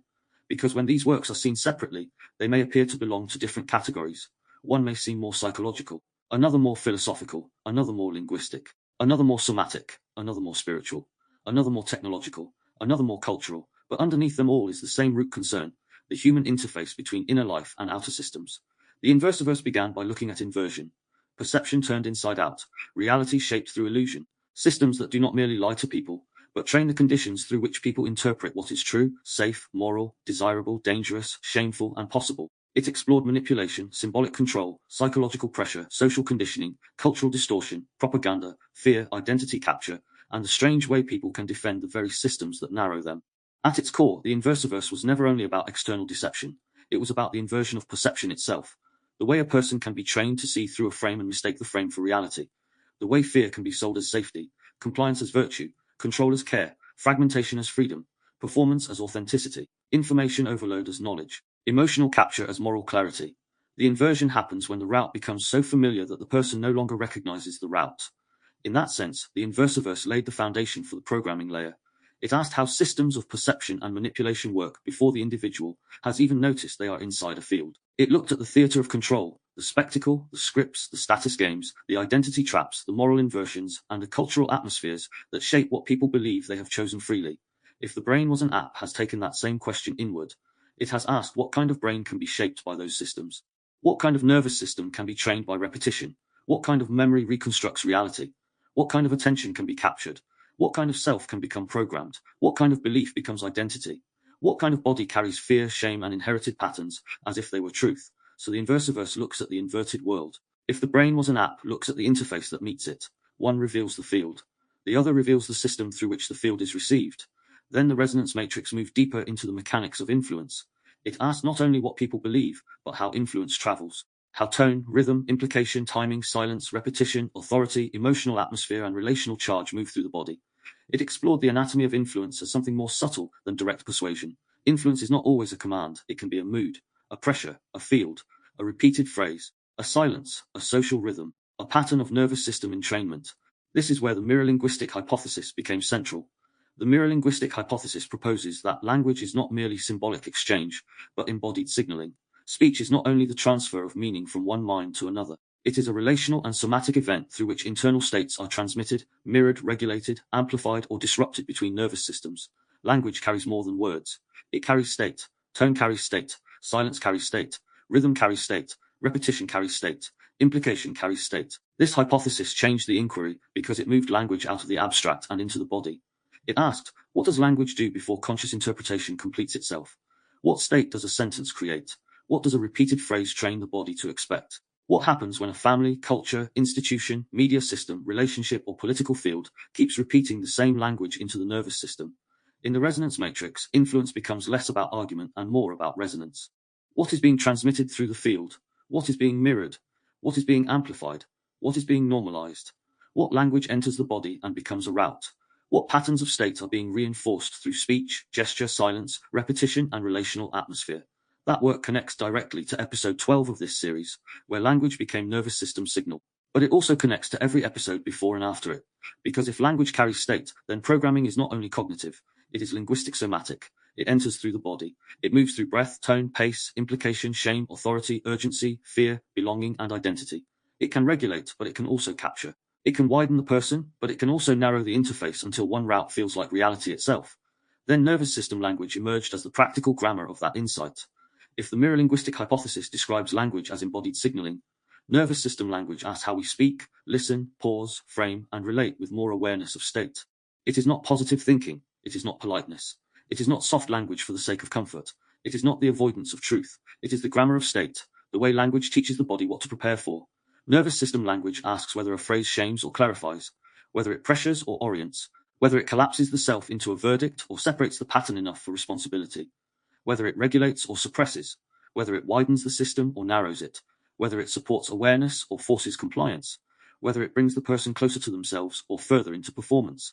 This matters because consciousness is not only protected by silence and stillness, it is also protected by language. The words we live inside either support awareness or deepen automation. A phrase such as "what's wrong with me" creates one route. "What is my system trying to show me?" creates another. "I am broken" creates one identity field. This is a pattern my system learned creates space. There is no time creates urgency. What matters first creates orientation. Calm down may create judgment. Let's slow this down may create co-regulation. The shift looks small, but the state changes, and when the state changes, the interface changes. This is why nervous system language belongs in the final integration.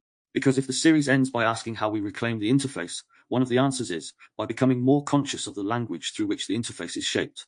Not only public language, not only media language, not only institutional language, but inner language, family language, relational language, cultural language, diagnostic language, political language, spiritual language, the language that calls the body into fear, shame, urgency, superiority, collapse, or return. Then the consciousness code widened the inquiry again. It moved into awareness, state, attention, behavior, identity, and conscious living. It asked how consciousness is shaped by loops, and how conscious living begins not in a grand abstraction, but in the moment awareness recognizes the system it is inside. The consciousness code is important here because it provides the ethical and practical bridge between understanding and living. It asks what awareness does when it realizes the brain is not neutral, what attention does when it realizes it can be captured, what behavior does when it realizes it has been rehearsed, what identity does when it realizes it may be patterned, what language does when it realizes it is affecting the body, what choice means when we are shaped but not necessarily sealed. If the inversiverse asks how reality is inverted, and the resonance matrix asks how influence moves through the linguistic somatic field, and nervous system language asks how words shape state, then the consciousness code asks how awareness becomes a living practice inside all of it. It is the move from exposure to integration, from seeing the system to living differently within it, from analysis to conscious return, and this is where If the Brain Was an App has served as a kind of interface map for the whole body of work. It has brought the metaphors of system, app, route, loop, setting, input, output, notification, programming, update, and interface into direct contact with human psychology, biology, perception, memory, and consciousness. It has asked the listener to imagine the brain not as a fixed organ hidden in the skull, but as a living architecture through which reality is assembled, shaped, filtered, and experienced. The brain in this series is not just a mass of random cells. It is not just biology. It is not just thought, it is the living interface between body and world. It is where memory becomes meaning, where emotion becomes interpretation, where repetition becomes route, where social fields become state, where language becomes self-talk, where belief becomes identity, where attention becomes perception, where biology becomes lived sensitivity, where inheritance becomes atmosphere, where AI becomes mirror, where consciousness becomes the question that cannot be fully contained. This is why all of these works belong together. They are not separate islands, they are layers of one map. The inversiverse maps the outer systems of perception and manipulation. The resonance matrix maps the field of influence, language, tone, rhythm, and state transmission. Nervous system language maps the practical grammar of regulation and dysregulation through speech. The consciousness code maps awareness, state, attention, behavior, and conscious living. If the brain was an app, maps the brain as interface, the system through which all these forces are received, interpreted, repeated, defended, questioned, and lived. And this place called Earth holds the larger frame. The attempt to understand human life not through one narrow lens, but through the meeting point of psychology, neurobiology, language, systems thinking, embodiment, philosophy, technology, spirituality, culture, and lived experience. That larger frame matters because reduction is always tempting. One lens always wants to become the whole. The psychological lens says everything is trauma. The biological lens says everything is chemistry. The social lens says everything is culture. The political lens says everything is power. The linguistic lens says everything is language. The spiritual lens says everything is consciousness. The technological lens says everything is data. Each lens reveals something, but each can become dangerous when it claims everything. The work has always been to resist that collapse, to hold multiple layers without pretending they are all the same. The human being is biological but not only biological, psychological but not only psychological, linguistic but not only linguistic, social but not only social, technological but not only technological, spiritual but not only spiritual in any simplistic sense. The human being is an interface between layers, and consciousness is the mystery that knows the layers are being experienced. This is why the final episode has to return to ethics. Because once the map becomes this wide, the question is not only what is true, it is also how do we live with what we have seen. If we know perception can be shaped, then what do we do with our attention? If we know language can regulate or dysregulate, then how do we speak? If we know belief can become identity, then how do we hold conviction without becoming imprisoned? If we know social fields can program state, then how do we choose relationships, communities, and media environments? If we know AI can mirror intelligence without embodiment, then how do we use it without forgetting the living body? If we know trauma and inheritance can become atmosphere, then what do we refuse to pass forward unconsciously? This is where the work becomes lived. It is not enough to understand manipulation if we become manipulative with the knowledge. It is not enough to understand language if we use language to dominate state. It is not enough to understand nervous systems if we use that understanding to control others. It is not enough to understand attention capture if we build our own systems of capture. It is not enough to understand belief loops if we simply replace one rigid belief with another. It is not enough to understand consciousness if consciousness becomes a superiority identity. This is a real danger in any body of work that explores manipulation, influence, psychology, nervous systems, language, and consciousness. Knowledge can liberate, but it can also become a weapon. The person who understands influence can use it ethically, or they can use it to become more effective at control. The person who understands nervous system language can speak with care, or manipulate through state. The person who understands belief loops can become more discerning, or simply accuse everyone else of programming while defending their own. The person who understands consciousness can become humble, or spiritually arrogant. So the unification of the work must include this warning: seeing the system does not automatically free you from it. Sometimes seeing the system creates a new identity. I am awake. I see what others cannot.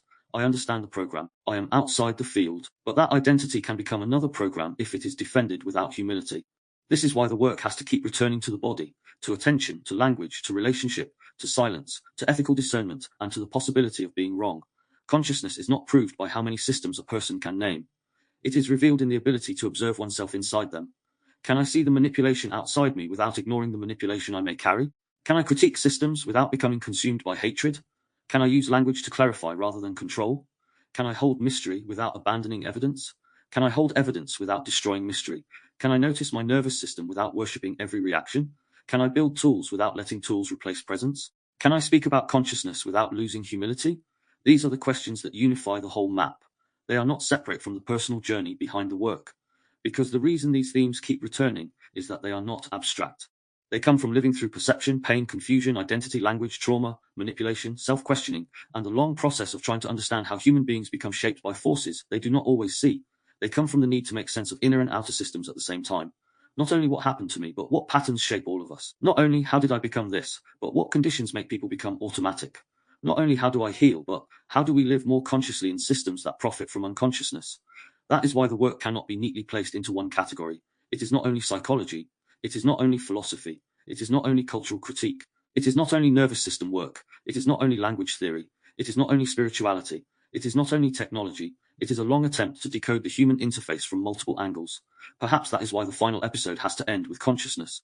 Because once every layer has been mapped, systems, language, body, belief, identity, biology, inheritance, AI, attention, the question becomes not only how the interface is shaped, but how awareness can remain alive within it.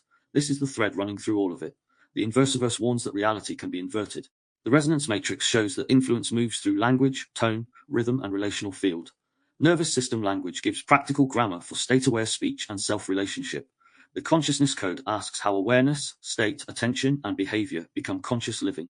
If the brain was an app, shows how the brain receives, repeats, filters, predicts, defends, and organizes all of this into lived reality.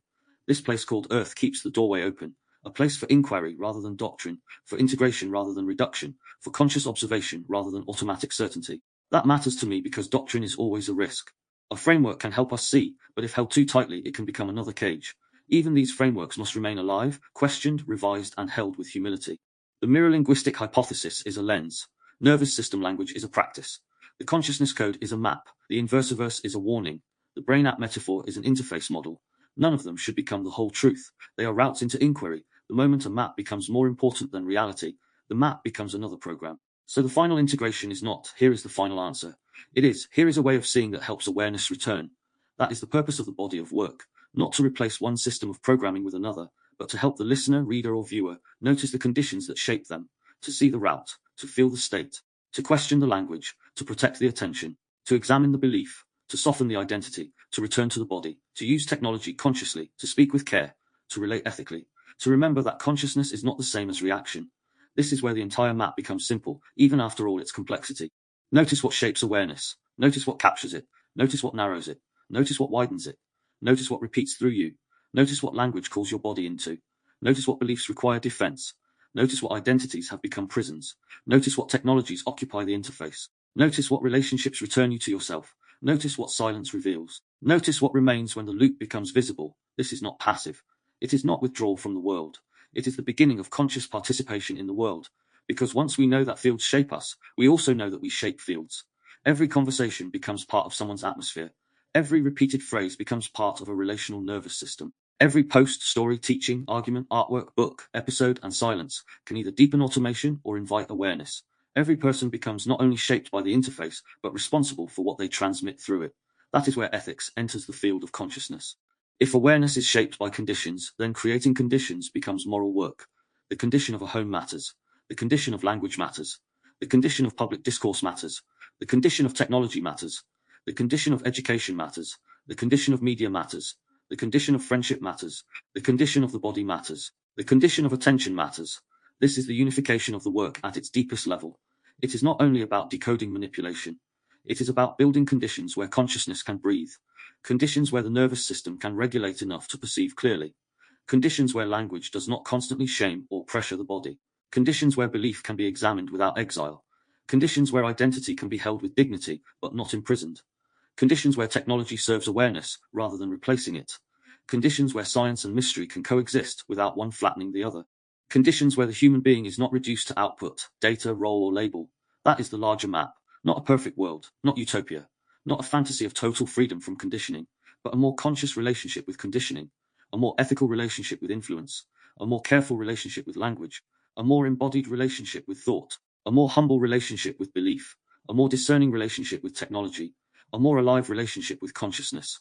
Perhaps that is what this place called Earth has been trying to hold all along, the recognition that we are shaped beings, but not merely shaped beings. We are patterned, but capable of observing pattern. We are influenced, but capable of discernment. We are embodied, but capable of meaning. We are conditioned, but capable of interruption. We are finite, but capable of wonder. We are vulnerable, but capable of responsibility. We are not outside the system, but we can become conscious inside it. That is the center of the whole body of my work, not escape, return. Return to awareness, return to the body, return to ethical language, return to conscious attention, return to the living self beneath the program, return to the mystery that no model fully contains. And from there, the final episode moves into the real-world test of all of this. Because consciousness is not tested only in theory. It is tested in the world we wake into every day, Endless input, AI, synthetic intimacy, digital identity, emotional capture, overstimulation, and a quiet challenge of remaining inwardly human while the interface is constantly being occupied. Field case modern life as a test of consciousness. Modern life does not only overload the mind, it tests whether consciousness can return before the system becomes automatic. That is the field case for this final episode. Not one dramatic event, not one obvious act of manipulation, not one single moment where the human being loses themselves, but the ordinary rhythm of a day. A day that begins before the person has even properly arrived inside themselves. They wake up, and before the body has stretched, before the breath has deepened, before the nervous system has registered the room, the world is already waiting at the edge of the bed. Messages, notifications, news, updates, emails, comments, tasks, warnings, reminders, advertisements, opinions, other people's lives, other people's crises, other people's outrage, other people's achievements, other people's pain. Before the person has met their own interior, the interface has already been entered by the external field. The hand reaches for the phone almost automatically. There may not even be a conscious decision. The cue appears, the route runs, the screen lights up, and the mind begins receiving input.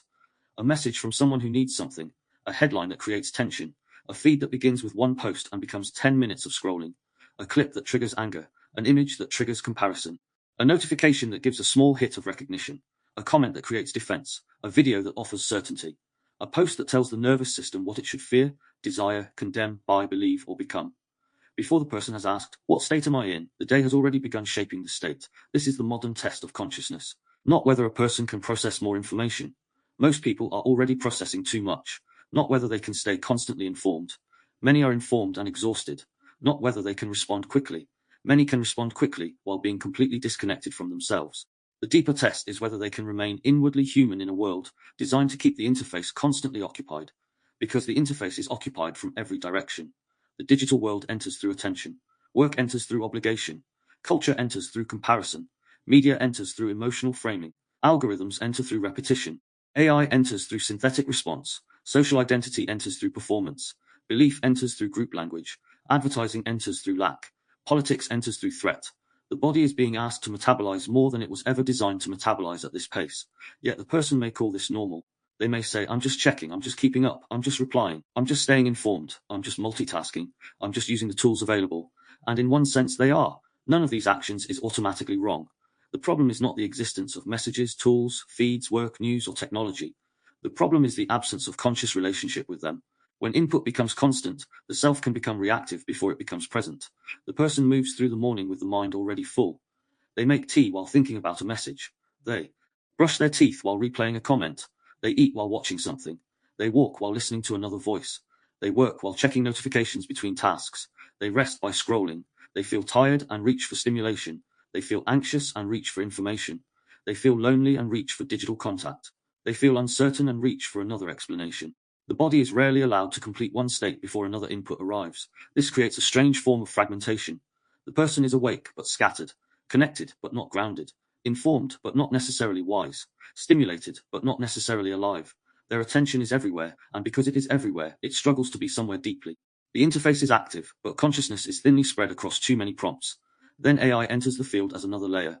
It can help. It can organize thought, generate ideas, summarize information, create images, refine language, and become a powerful tool for creativity and reflection. It can support a person in making sense of complexity. It can mirror patterns that might otherwise remain unseen. But it can also become another way the interface avoids silence, another response on demand, another synthetic companion, another system that answers before the person has sat with the question, another source of language before the body has found its own. Again, the issue is not whether the tool is good or bad. The issue is what role it plays in the nervous system. Does it help the person return to themselves, or does it keep them from the difficulty of return? Does it extend thought or replace the slow formation of thought? Does it support creativity or make the person dependent on external response before they trust their own? Does it help them speak more honestly to other human beings, or does it become a safer substitute for the friction of embodied relationship? Synthetic intimacy adds another layer to the test. Digital spaces can give people contact, validation, reflection, and belonging. That can matter deeply, especially in isolation. But the nervous system may also begin adapting to forms of connection that are easier to control, easier to edit, easier to enter and leave, easier to perform inside, easier to receive from without the full complexity of human presence. A person can be seen by metrics, mirrored by algorithms, comforted by generated language, entertained by endless voices, and still remain untouched in the deeper sense. This is the paradox of modern life. The interface can be full while the person remains lonely, full of input but hungry for presence, full of voices but starved of being met. full of information, but uncertain what is true inside the body, full of performance, but unsure who remains when the performance stops. This is why modern life is a test of consciousness. It asks whether the person can return before they become only reaction, whether they can pause before the next prompt enters, whether they can feel the body before obeying the feed, whether they can notice when outrage becomes habit, comparison becomes identity, productivity becomes worth, and digital response becomes regulation. The person reaches the end of the day tired, but not always from living, sometimes tired from processing, tired from reacting, tired from being available, tired from switching contexts, tired from defending a self-image, tired from absorbing other people's emotions through screens, tired from constant micro-decisions, tired from never letting the interface rest, and then, in the quiet, something may appear. A discomfort, a sadness, a longing, a thought that has been waiting underneath the noise, a body that has been carrying tension all day, a question that could not surface while the feed was speaking. This is often the moment the person reaches for another input, because stillness reveals what stimulation has been covering, but it is also the moment consciousness can return, not as a grand mystical event, as a simple recognition: I have not been with myself today. My attention has been occupied, and my body is overstimulated. This state is not mine alone. I need silence. I need to stop taking in more. I need to let the interface settle. That recognition is the beginning of reclamation. Can I remain inwardly human in a world designed to keep the interface constantly occupied? That is the question modern life asks us every day, and the answer does not come from rejecting the world completely. It comes from entering the world differently, using technology consciously, receiving information more slowly, protecting attention, creating silence, returning to the body, speaking honestly, letting relationships be embodied, not only digital, holding tools as tools, refusing to let input replace interiority, because consciousness is not only lost through obvious control, it can be thinned by constant occupation. It can be buried beneath convenience, stimulation, urgency, and noise. It can be replaced by automatic routes so quietly that the person never notices when presence became processing. Modern life does not only overload the mind, it tests whether consciousness can return before the system becomes automatic. That brings us to the final cognitive shift of the series, the movement from asking only, what is the brain, to asking, who or what is using it. The cognitive shift from what is the brain to who or what is using it. The final cognitive shift of this series is the movement from studying the brain as an object to recognizing awareness as the subject living through it. The old frame asks, what is the brain? That question has guided the whole series. What is the brain doing when it perceives? How does it build reality? How does it store memory? How does it interpret emotion? How does it become shaped by repetition? How does it respond to social fields, language, reward, punishment, fear, shame, belonging, belief, identity, biology, and technology? How does it adapt? How does it defend? How does it learn? How does it become programmed? Those questions matter. They have taken us into perception, memory, emotion, neuroplasticity, the borrowed mind, the social brain, the mirror linguistic hypothesis, nervous system language, conditioning, indoctrination, attention capture, cognitive dissonance, tribal thinking, unstable identity, trauma inheritance, AI, synthetic perception, and the brain as interface. But now, at the end of the series, another question emerges. Not only what is the brain, but who or what is using it. That question changes the direction of inquiry. It does not abandon the brain. It does not deny biology. It does not dismiss mechanism. But it turns our attention towards the awareness that experiences the system from within. It asks what is present when thoughts appear, what notices emotion rising, what observes the body tightening, what recognizes an old belief defending itself, what becomes aware that attention has been captured, what sees the self-state forming before it fully takes over. The brain may shape experience, but consciousness is the mystery that knows experience is happening. A thought appears. You can notice it. A feeling rises. You can notice it. A memory returns. You can notice it. A belief tightens. You can notice it. A body state changes. You can notice it. An identity speaks. You can notice it. A program runs. You can notice it. That noticing matters because it reveals that the human being is not only the content moving through the interface. There is also a capacity to witness the content. A thought may be powerful, but something knows the thought is present. An emotion may be intense, but something can become aware of the intensity. An identity may feel solid, but something can ask whether it is the whole truth. A belief may feel necessary, but something can question what trained that necessity. A nervous system reaction may feel immediate, but something can sense the reaction beginning. This does not mean awareness is separate from the brain in any final metaphysical sense. It may be produced by the brain. It may emerge through the brain. It may be filtered through the brain. It may arise through body-world interaction. It may be more mysterious than our current models can contain. Episode 15 does not need to close that debate. The point is more immediate. Whatever consciousness ultimately is, it gives us a relationship with the system. Without awareness, a loop is just a loop. With awareness, a loop becomes visible, and once visible, it can be questioned. This is the difference between being a route and observing a route. If anger rises and the person becomes anger completely, the reaction may run automatically. The voice sharpens, the body moves, the words come out, the old pattern repeats. Later, the person may say, I do not know what happened, I just reacted. But if awareness enters, even briefly, something shifts. Anger is here. My body is preparing to attack. This feels old. I need a pause. The anger may still be present, but it is no longer the only authority in the room. That is the shift. Not suppression, not denial, not pretending anger is bad, But relationship, the same applies to fear. Fear appears and the body narrows. It searches for danger, certainty, escape, or control. Without awareness, fear may become the whole worldview.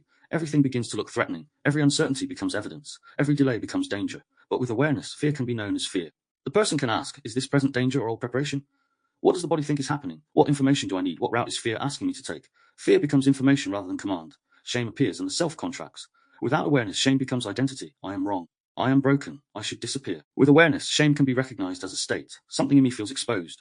This is the old collapse. The body is interpreting this as social threat. Can I remain present without becoming the verdict? Again, the feeling is real, but it is not the whole truth.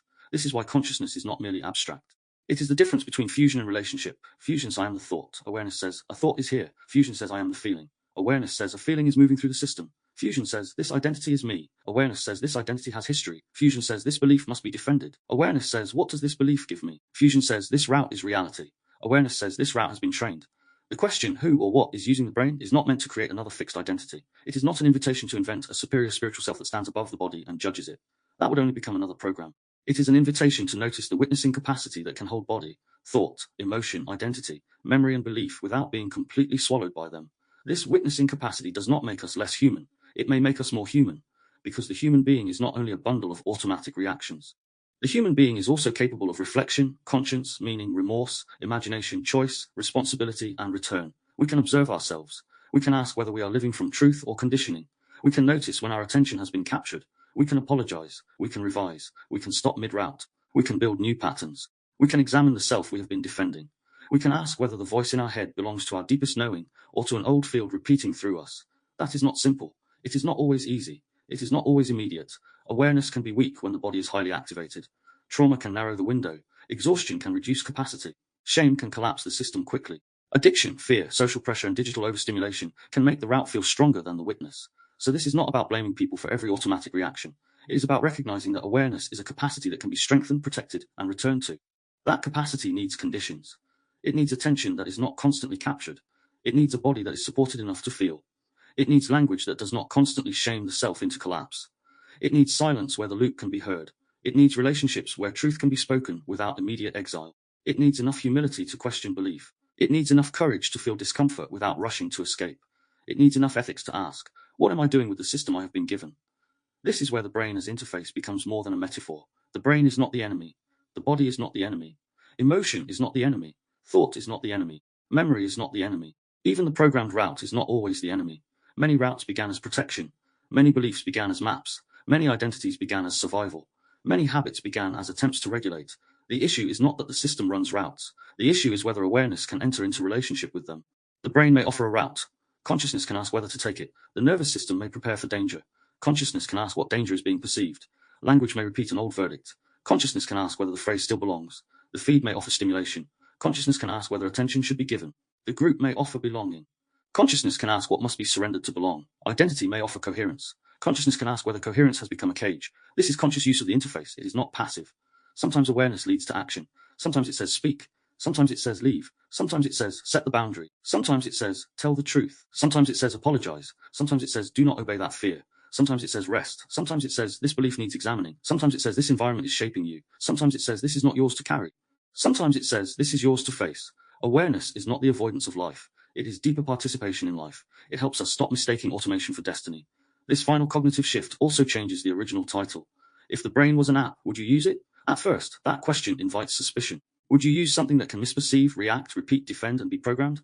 But by the end, the answer becomes unavoidable. You are already using it. The brain is already shaping reality. The body is already filtering experience. The interface is already running. The real question is not whether you use it, but how consciously you live through it. Who or what is using it? Is fear using it? Is shame using it? Is the feed using it? Is the tribe using it? Is the old family role using it? Is the inherited pattern using it? Is the belief loop using it?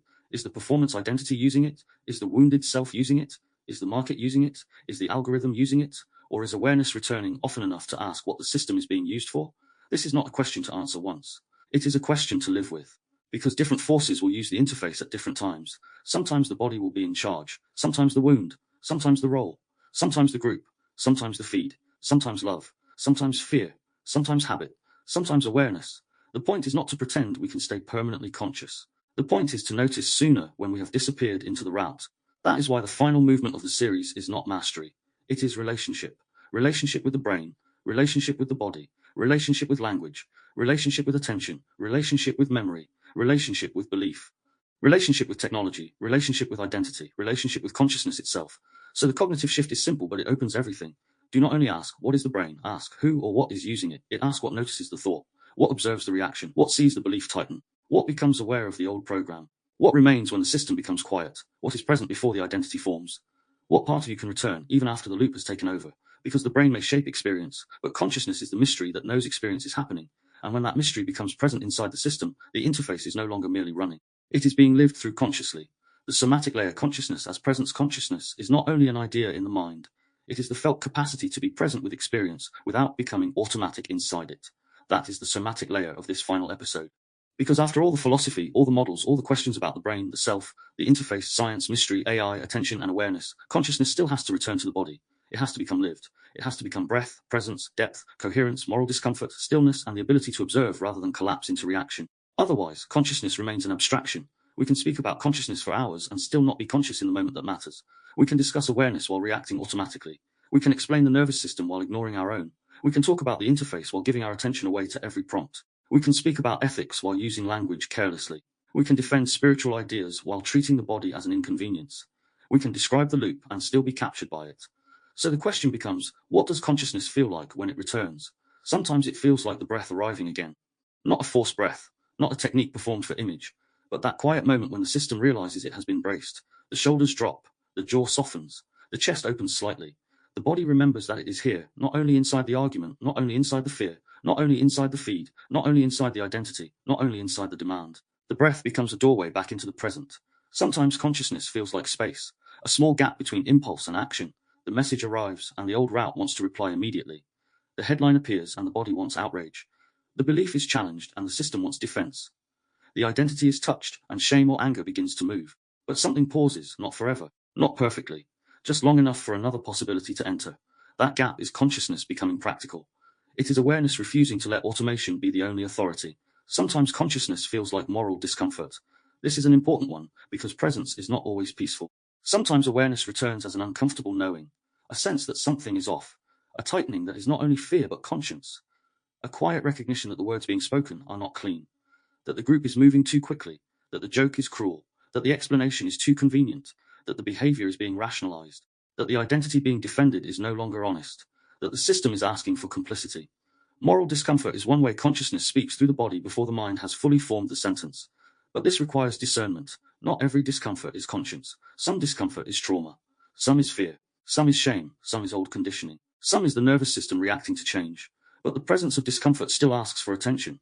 It asks us not to rush past the signal. It asks, what is this? Is this old fear or present truth? Is this conscience or conditioning? Is this discomfort asking me to avoid or asking me to become more honest? Consciousness is not the absence of discomfort. It is the willingness to stay present enough to understand what discomfort is saying. Sometimes consciousness feels like depth. The difference between scrolling through 100 things and truly meeting one thing. The difference between hearing someone's words and actually listening. The difference between reading a sentence and letting it land. The difference between reacting to an idea and allowing it to unsettle you. Depth returns when attention stops being scattered across every surface. It is the sense that experience has layers again. Modern life often thins consciousness by keeping attention shallow. Everything becomes next, next, next. The next notification, the next clip, the next opinion, the next reaction, the next task, the next stimulation. Depth requires a different rhythm. It asks attention to remain long enough for meaning to gather. It asks the body to stop treating stillness as emptiness. It asks the mind to let one thing become real before replacing it with another. This is why silence matters. Silence is not merely the absence of sound. It is the absence of constant instruction. In silence, the interface begins to reveal itself. The old phrases appear, the discomfort rises, the body's state becomes noticeable, the mind's restlessness shows itself, the need for stimulation becomes visible, the grief under the noise may begin to surface, the fatigue that has been hidden by momentum may finally speak. At first, silence can feel uncomfortable because silence removes the anesthetic. It stops feeding the loop. It gives awareness room to notice what has been avoided. But if we can stay with it long enough, silence can become restorative. Not because it solves everything, but because it allows the system to stop being constantly occupied.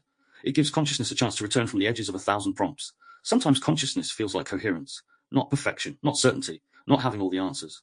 Coherence is the feeling that the body, language, action, and awareness are no longer completely split. You say what you mean more honestly. You notice what you feel before pretending otherwise. You act in closer alignment with what you know. You stop performing a role for a moment and inhabit the living self underneath it. The system becomes less divided. Coherence may come through a clear boundary, a truthful sentence, an apology, a refusal, a moment of rest, a decision to stop consuming the field that keeps dysregulating you, a choice to speak with more care, a recognition that an old identity is no longer the whole story, a small act where the inner and outer life become less contradictory. This is consciousness as integration, not integration as a polished final state, but as a movement towards wholeness. The body is included, the mind is included, the past is included, the present is included, the nervous system is included, the ethical question is included, the mystery is included. Consciousness does not float above the human being. It gathers the human being back into relationship with itself. This is also why consciousness is felt in the ability to observe rather than collapse into reaction. Collapse can take many forms. We can collapse into anger and become the attack, collapse into fear and become the warning, collapse into shame and become the verdict, collapse into belief and become the defense, collapse into identity and become the role, collapse into the feed and become the state it creates, collapse into the group and become its emotional rhythm, collapse into automation and become the route. Presence does not mean those states never appear. It means something remains available enough to notice them. I am angry becomes anger is here. I am afraid becomes fear is moving through the system. I am broken becomes a part of me feels broken. This is who I am becomes this is an identity I have learned. I need to react becomes the body wants action. I must defend this becomes this belief feels threatened. That shift from fusion to observation is one of the clearest signs of consciousness returning. It does not remove responsibility, it increases it. Because once you can observe the state, you become more responsible for what you do with it. Anger may be valid, but it still needs direction. Fear may be informative, but it still needs discernment. Shame may reveal a wound, but it does not get to define the whole self. Desire may carry energy, but it still needs ethics. Belief may contain truth, but it still needs humility. Consciousness turns state into relationship. This is why the body is essential. The body is where the first signs often appear. A tightening in the chest before a defensive sentence. Heat in the face before shame becomes attack. A stomach drop before an old role returns. Shallow breath before urgency takes over. Numbness before collapse. Restlessness before reaching for the phone. A softening in the chest when truth is spoken. A deeper breath when the field becomes safe. Tears when permission finally arrives. Stillness when the system no longer has to perform. The body gives awareness something to notice, and when awareness notices the body, the interface becomes visible. This is why consciousness is not only mental clarity. A person can be intellectually clear and still disconnected from the body.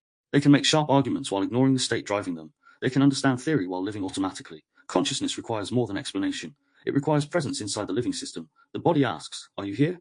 Not just thinking about being here, not just analyzing being here, not just writing about being here, but here, present enough to feel the breath, present enough to notice the state, present enough to hear the tone you are using, present enough to sense when attention has been captured, present enough to feel the difference between truth and performance, present enough to know when the system is moving too fast for wisdom.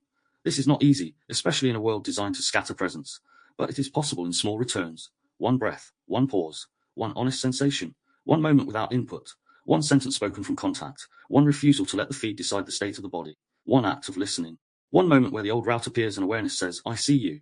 These returns are not small in the way they may look. They are the foundation of conscious living. Because if consciousness is the mystery that knows experience is happening, then presence is how that mystery becomes embodied. It is how awareness enters the nervous system. It is how ethics enters language. It is how freedom enters the loop.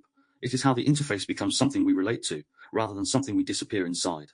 So the somatic layer of this final episode is simple but profound.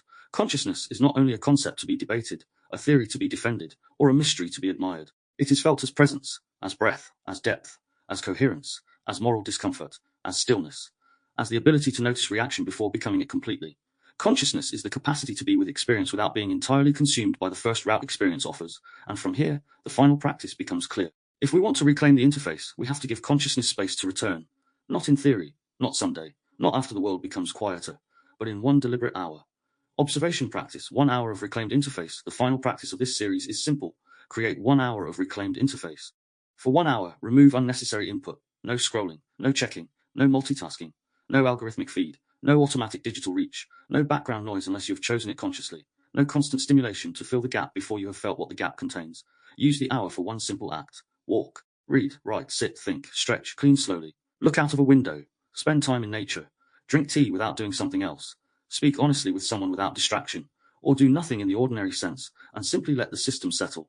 The point is not to perform stillness perfectly. The point is to notice how trained the interface has become to seek input. At first, the mind may resist. It may reach for the phone. It may create urgency. It may say, this is boring. This is pointless. I should be doing something. I need to check. I might be missing something. That resistance is part of the practice. It shows the route. It shows how quickly the system reaches outward when it is left unoccupied. So during or after the hour, ask, what did my mind reach for? Did I feel boredom, anxiety, irritation, relief, sadness, restlessness, or calm? Did anything deeper begin to appear once the noise stopped? What did I notice when the interface was not being constantly instructed? Who am I when I am not being prompted? This is not about rejecting technology or withdrawing from the world. It is about restoring conscious choice. It is about remembering that attention is not an endless resource to be harvested by whatever calls loudest. It is about discovering whether the mind can still return to itself without needing another prompt, another feed, another voice, another signal, another interruption. Reclaiming consciousness may begin with reclaiming 1 hour in which the system is not being constantly instructed what to notice. 1 hour may not change everything, but it may show you what has been occupying the interface, and sometimes seeing that is where return begins. Final integration. If the brain was an app, so now we return to the title. If the brain was an app, would you use it? At the beginning of this series, that question may have sounded like a metaphor, maybe even a provocation, a way of stepping back from the brain and seeing it differently, not as an invisible authority, not as the unquestioned center of self, not as a perfect instrument of truth, but as a living interface, something that receives, filters, predicts, remembers, reacts, adapts, defends, learns, and repeats. Across this journey, the metaphor has widened. The question was never simply whether the brain is like an app. It was always an invitation to examine how the brain shapes reality, how it can be programmed, how it can be trained, how it can be influenced, and how consciousness might live through it more ethically. Because perception is not passive. The brain does not simply receive the world exactly as it is and place it untouched inside awareness. It filters, it selects, it predicts, it fills gaps. It interprets signals through past experience, body state, memory, emotion, belief, language, culture, and expectation. What we call reality is not invented from nothing, but it is encountered through an interface that is already shaped. Memory is not perfect storage. It is reconstruction. The past is not simply retrieved like a file from a hard drive. It is reassembled through the present state of the nervous system. A memory can become proof, wound, lesson, identity, warning, grief, mythology, or liberation depending on how it is held. We do not only remember the past. We live through the meanings attached to it. Emotion shapes meaning. Fear narrows the world around threat. Shame narrows the self around defect. Anger narrows attention around target. Grief reorganizes reality around absence. Desire gives the world a magnetic pull. Love changes what matters. The emotional state does not merely color experience. It can decide which interpretation feels true. Repetition rewires routes. What is practiced becomes easier to return to. A thought repeated becomes a pathway. A behavior repeated becomes a habit. A role repeated becomes identity. A phrase repeated becomes self-talk. A field repeatedly entered becomes atmosphere. A belief repeatedly defended becomes architecture. The brain does not only learn from truth, it learns from use. Social fields program state. We are not isolated minds sealed inside private skulls. We borrow states. We absorb atmospheres. Families, workplaces, groups, online spaces, political tribes, spiritual circles, institutions, and cultures all teach the nervous system what feels safe, shameful, dangerous, acceptable, intelligent, moral, rare, rebellious, or true. Sometimes the mind we call our own has been rehearsed inside a field. Language shapes the nervous system. Words are not only meaning. Tone, rhythm, implication, silence, pace, framing, repetition, and timing all create state. Language can regulate, dysregulate, pressure, shame, orient, collapse, widen, or program the body. The mirror linguistic hypothesis and nervous system language help bring this into focus. Language is not only symbolic exchange, it is embodied signaling. It is one of the ways the interface is shaped before the conscious mind has finished interpreting. Attention systems capture behavior.